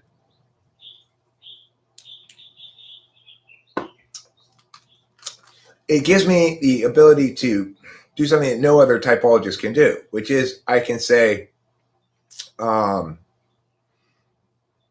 the best typologist. And then somebody goes, well, how can you make that claim? And I can say, well, you can watch how I've developed my approach from meow to meow over these 100 typing session videos or whatever. And this experience, all of these typing sessions for me comprise a claim to legitimacy or authority, right? Now, you might say, well, everybody else has typed as many people as you have, Eric. The difference is this. When you're not putting all your typing sessions out as subject to public scrutiny, then we have no way of knowing what you're doing in those typing sessions and or whether or not we ought to legitimize it. That which is not objective data is not subject to scrutiny.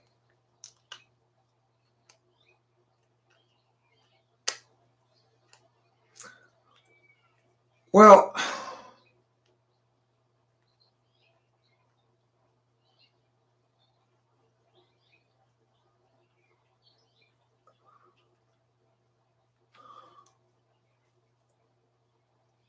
I mean, those are two separate questions, Rain. Do I think bonging on stream makes people less inclined to vote for me? Probably. Once I formally launch the campaign, I'll probably stop doing that, As far as lots of personal information, I don't think revealing information about myself makes people less inclined to vote for me. The bottom line is, what I want even my worst enemies to acknowledge in my political career is that I'm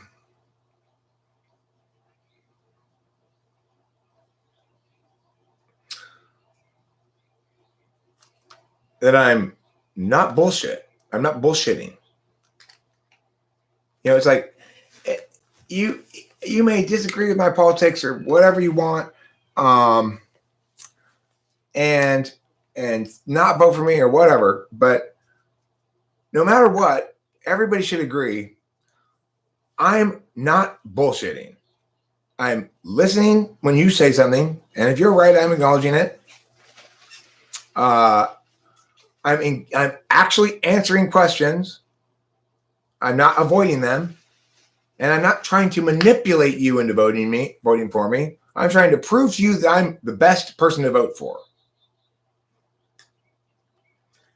I mean, I get that shit all the time, Diamond. I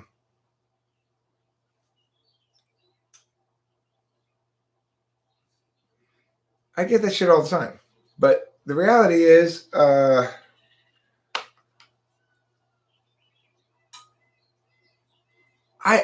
have actual experience of succeeding in something that's zero sum at the highest level.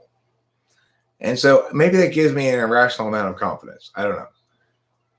In other words, when I started coaching debate, if you would have asked me, are you going to win national championships as a debate coach? I would have said, no, of course not. Who does it? I mean, what are the chances of that? Well, actually, I won multiple. Why? Because I was genuinely better than everybody else. So, I don't know. When you do that shit, you stop limiting yourself unnecessarily. I'm no longer susceptible to being discouraged by people's even reasonable critiques about the likelihood of what I'm talking about. After all, nobody would have said my claim that I'm going to win. If I at the beginning of coaching debate said, well, I'm going to win multiple national championships, policy debate, Lincoln Douglas, blah, blah, blah. You're right. I didn't win them. But as a coach, my program won them. Yes, I did. Like Nick Saban won the national championship. Alabama won the national championship. The quarterback won the national championship. We talk like that. It's fine. I didn't win the debate national championship as a debater. That's true. Because I'm a better coach than I was a debater. As a coach, I'm much more competitive because I've got the FE third thing going on. It's just not just me I'm going to disappoint. It's the other people. I have a responsibility to the students, you know?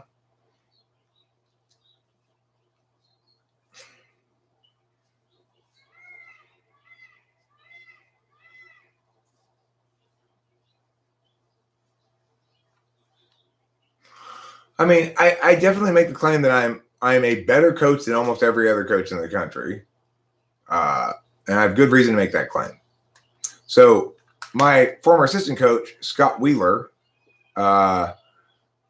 who went on to coach Peninsula and the middle school out there, which name I can't remember. He had 2 consecutive national championships in high school and policy debate. Okay.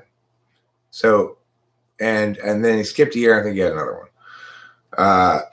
Indisputably, by everybody in the country's acknowledgement, Scott Wheeler is one of the best coaches in the country. Okay. And my team, my policy team, went up against his policy team in quarterfinals at nationals in Utah. And of course I won. Of course I won. What do I mean by that? It means I sat down before the round and said to my kids, all right, look, this is how Wheeler's going to run this shit. He runs shit right down the middle of the road. He's going to run multiple impacts. He's going to try to have all the impacts be terminal impacts, and he's going to do a straight up impact calculus at the end of the round like he always wants to do. He's a fucking ESTJ. It's predictable, right? So, okay, this is what we're going to do. We're going to run apocalyptic talk.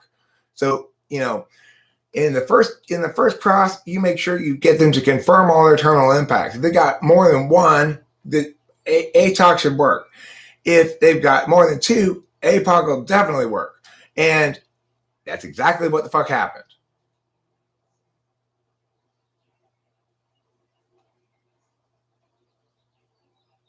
Well, Sky Gear, I mean, it's like one thing I know from experience is people like you are among the trickier traps that a person can fall into. So it's very easy to stand on the side of the road and tell somebody how they might not get to their destination from their current spot with their current plan. That's textbook INTP, right? You might not get to your destination from your current spot with your current plan, Eric. Well, of course. That's why I'm constantly adjusting as I go along. I'm a doer, not a complainer. Not a whiner, not a limiter, not a negator. I'm a doer.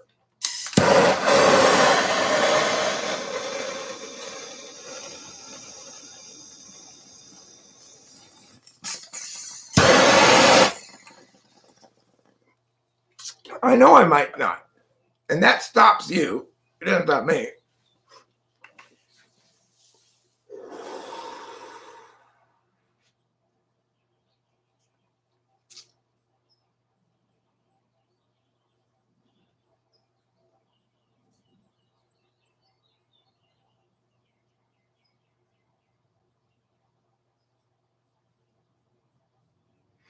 I mean, you're trying to use NI in a place where it will always get its ass kicked by my NE. And that's just all there is to it. I have a plan on how to raise my profile, my public profile, so that I'm more well known, which is the first critical step. Okay? Now, your demonstrative NI about this complex and multivariate system is absolutely worthless. So shove it up your ass. Is that clear? I mean, the thing is, as far as I know, Horse Mumbler, I am doing a good job of tagging keywords and so forth. But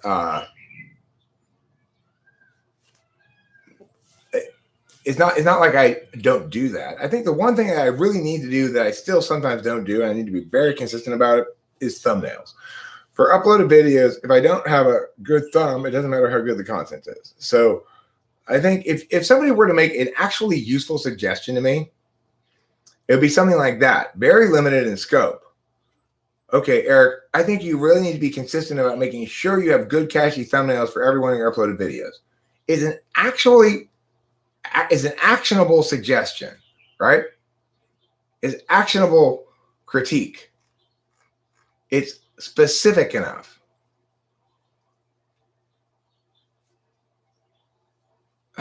No, Skygear, no. You're absolutely wrong, but I appreciate your conviction on the matter. Is there a correct way? Did Trump follow a correct way? Oh, right. Yeah. What New Groove says. Don't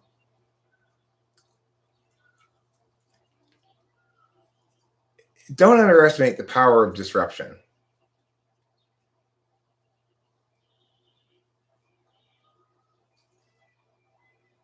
Naming videos based on search terms? Okay. Maybe I'll try that.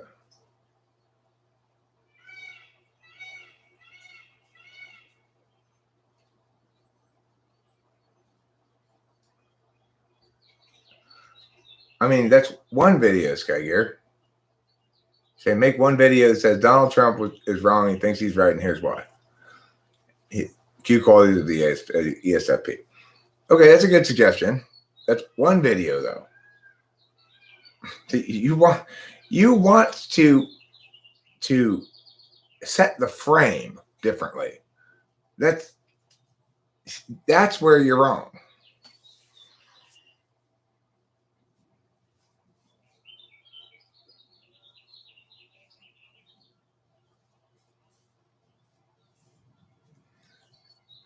I mean, let me talk a little bit about my stats.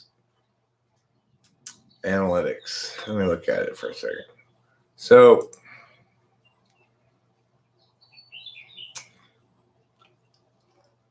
sources.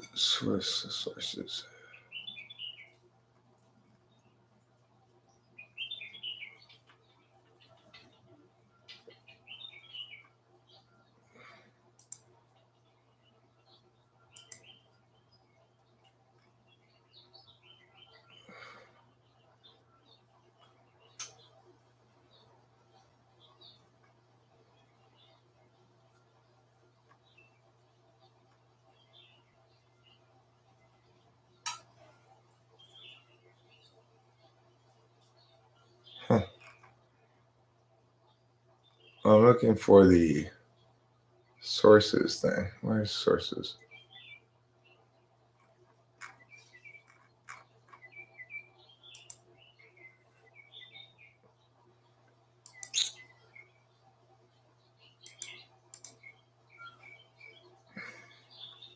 Oh, there's traffic sources. It's in advanced mode.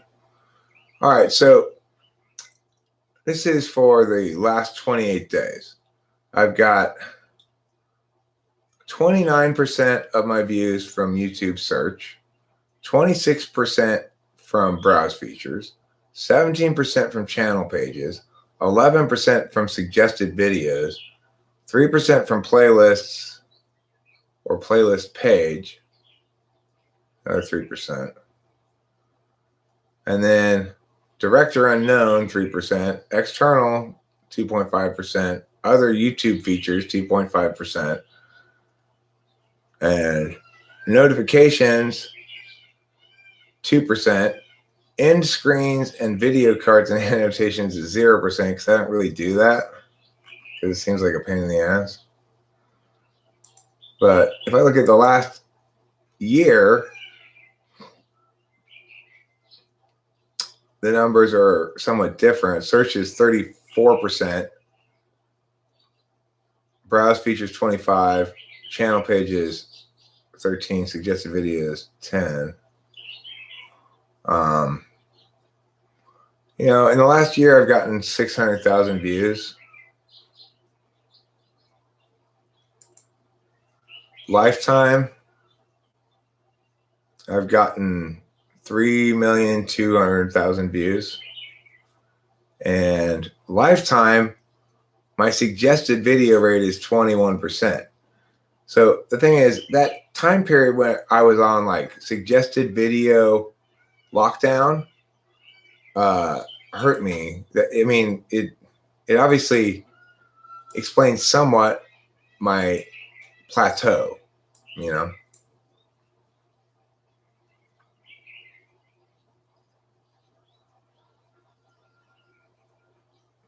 No, horse mumbler. Tags aren't in the description. There's a separate place for tags that you can't see.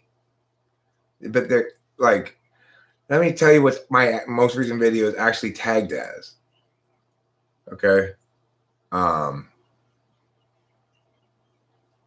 So like the video is called ISTP and ISFP scoldings for you, the one I just put up. The tags are TWFP, Talking with Famous People, Eric Strauss, Host Eric, MBTI, Socionics, Personality Type, Psychology, Philosophy, 16 Types, 16 Personalities, Typing Service, Typology, Typologist, Best Typologist, How do I know my type, How do I find out my type, What's my personality type expert, Personality Typing Service, INFP, INTP, INFJ, INTJ, MBT Type, MBTI Type, Cognitive Functions, ENFP, ENTP, ENFJ, ISFJ, ESFJ. Those are the tags. So what you're looking at is not the tag.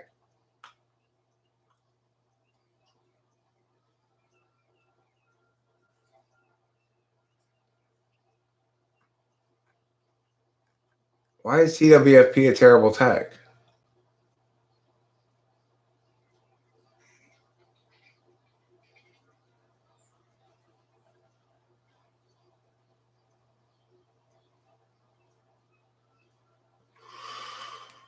Okay.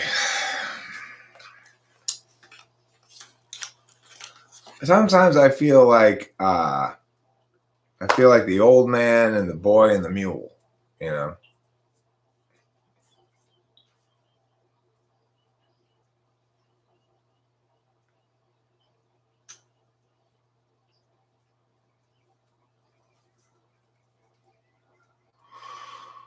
Well, look, when I launch my campaign, you're gonna see somewhat of a shift in that definitely will involve launching a new channel.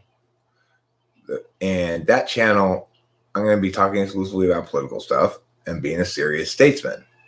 But I am a regular person. I am not a fake plastic media creation that's trying to avoid being controversial all the way to the presidency or something. And I'm not an idiot like Trump who's trying to goad other idiots into making me president. I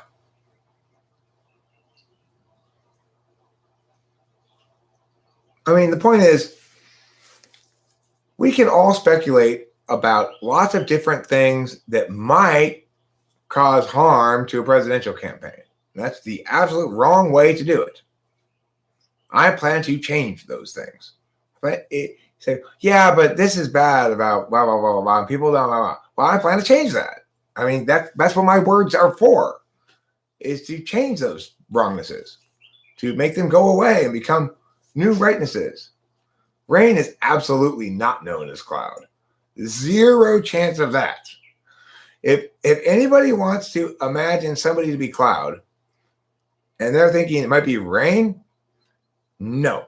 There's a 0% chance that rain is cloud.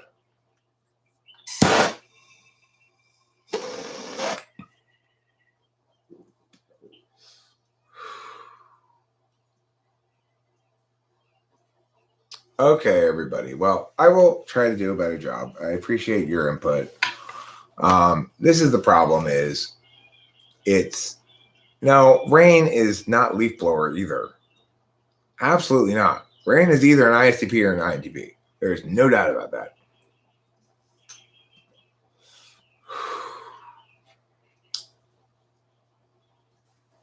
Okay. I'll try. What do you mean? Did you say something wrong?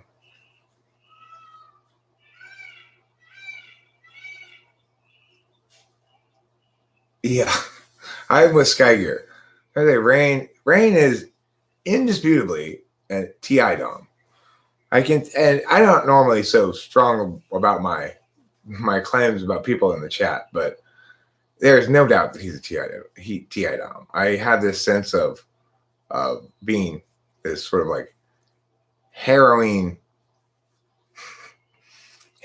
tutor over my shoulder, ready to catch me in every mistake. I mean,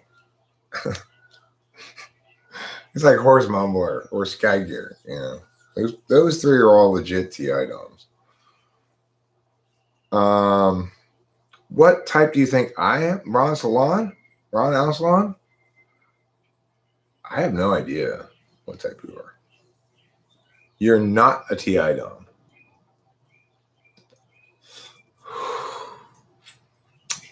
I'll tell you that.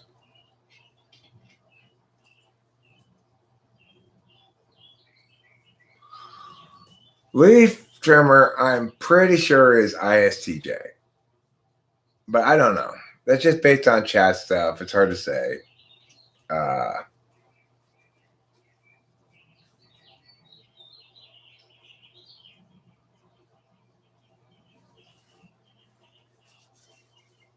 How does it look different between first and second?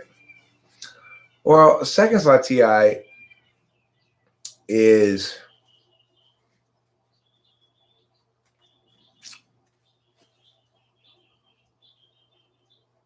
it's instrumental. So, it's like there's plenty of things about which I might be quote unquote TI wrong that I'll say, yeah, but that's not the story I'm telling. That's my answer to it, Okay, well, fine, but that's not the story I'm telling. Is my being an NE dom. TI doms, they don't have that thing where they go, oh, fuck TI. That's not the story I'm telling.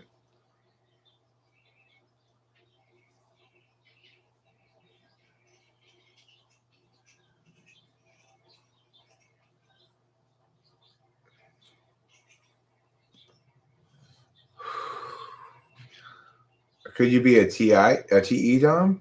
Ron Alsalon? I have no idea. I mean, the thing is,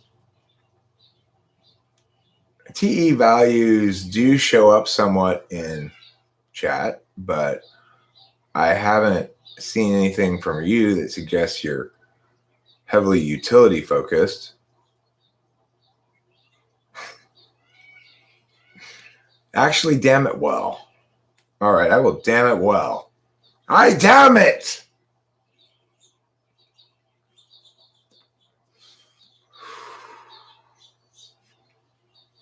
Yeah, I agree with Rain there. New groove. He is correct again.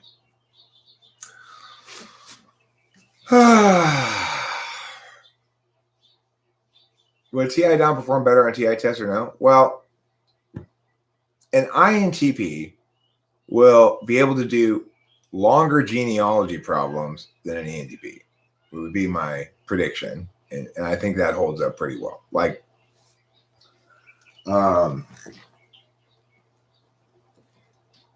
INTP probably doesn't really need to use as much SI to answer genealogy problems because their TI is keeping up with the changes faster. And if they do need to use it, their SI is better.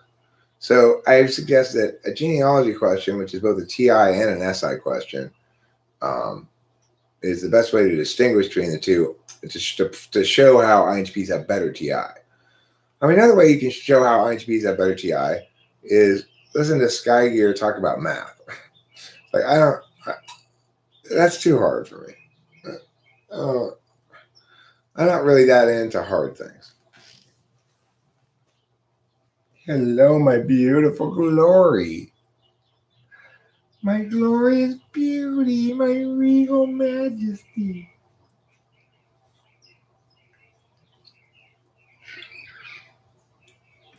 Yeah, Rain, I'm inclined to think that as well. I think an ENTP, if they focus and keep up so they don't have to use SI at all, then they could do that as well. But I think we're just less good at it. The thing that makes it tricky when I type ENTPs is ENTPs when they come in, their affect is always way more introverted than its natural affect because they're in TI mode. They're using their tool function and they're ready to hear and respond. It's like they're not as naturally themselves as far as the blah blah blah blah.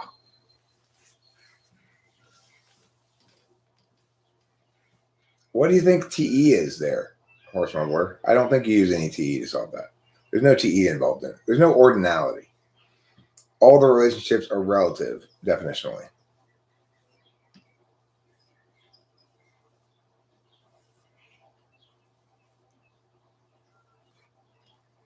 I like math. I'm impressed by math. I kind of have this like wow about mathematicians who do things like solve Sternman's conjecture that's been unsolved for 120 years, and graduate student in Indiana solves Sternman's conjecture is an article I will always read. Google News, aggregates things I like, and it shows me those kind of stories because I always read them. Is it true that TI users are good at doing math in their head? Yeah, I'd say math is actually often NITI. The thing that makes the TE part of math comes from how it's taught, not really anything with math per se. True that I notice how weirdly introverted I seem to my typing when I usually am a person who just doesn't shut up and is annoyingly gregarious.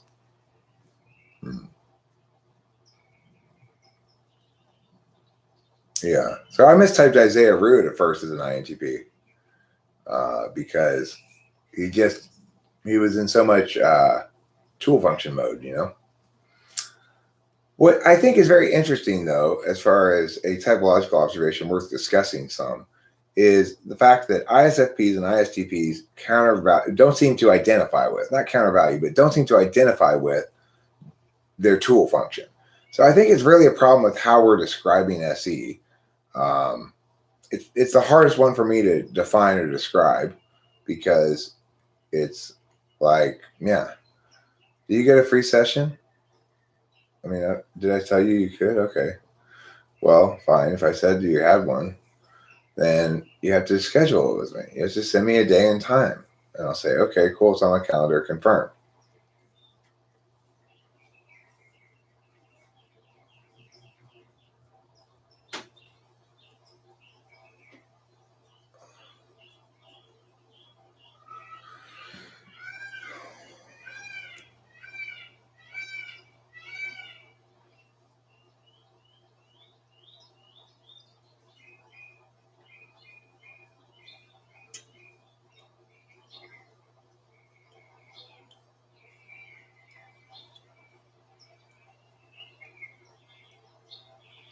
Well, I mean, the thing is this.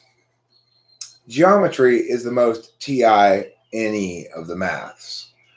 When asked to do a logical proof that this angle is whatever degrees or something, that's where any TI people finally go, oh, this is great. I like this math. This is fine.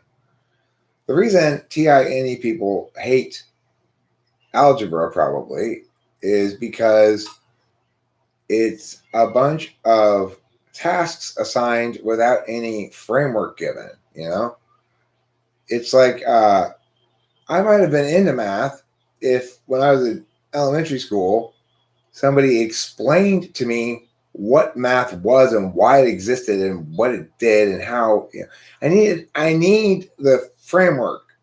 It's just like when somebody's teaching me a language.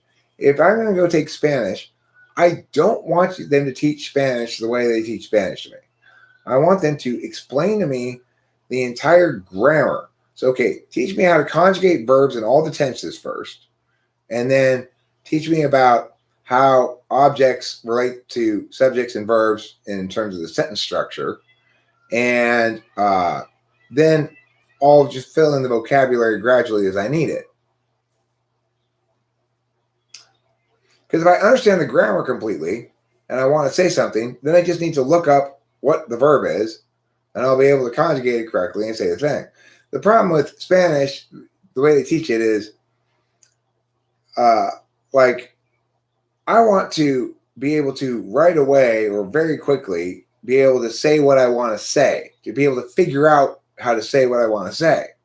So in other words, if I want to say, I could have gone to the game, but after seeing Josie get injured, I no longer had the inclination.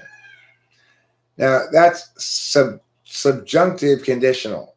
So it's like, I could have gone to the game, but I didn't. So that in that instance, you're going to need to know how to deal with the conditional mood in Spanish.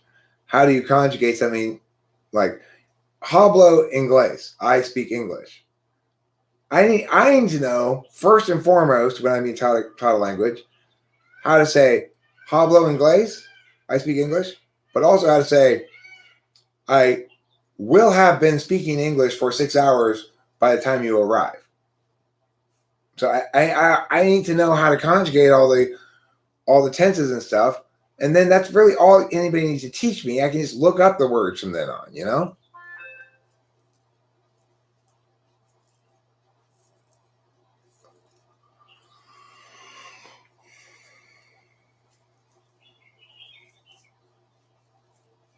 Okay, I'm going to wrap it up now.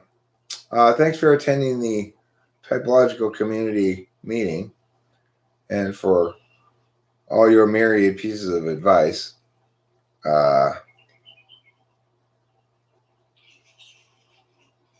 Yeah, really, Peter didn't teach you. Well said. I'm basically saying I'd rather be taught how to catch a fish rather than have fish put on my line and be taught how to reel them in. You know, which is really what, you know.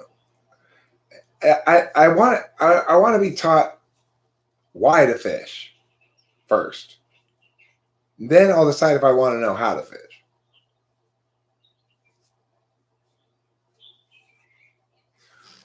Ssuartscire. Did I use that correctly, KE? I'm one of those. I saw this meme about that was shitting on people who use baka, meow, or meow in their everyday conversation as being ridiculous weebs. I use Ssuartscire. I just picked it up from watching anime, you know. The thing is, Japanese is a small language. It doesn't have very many words. They use the same word to express a lot of different things.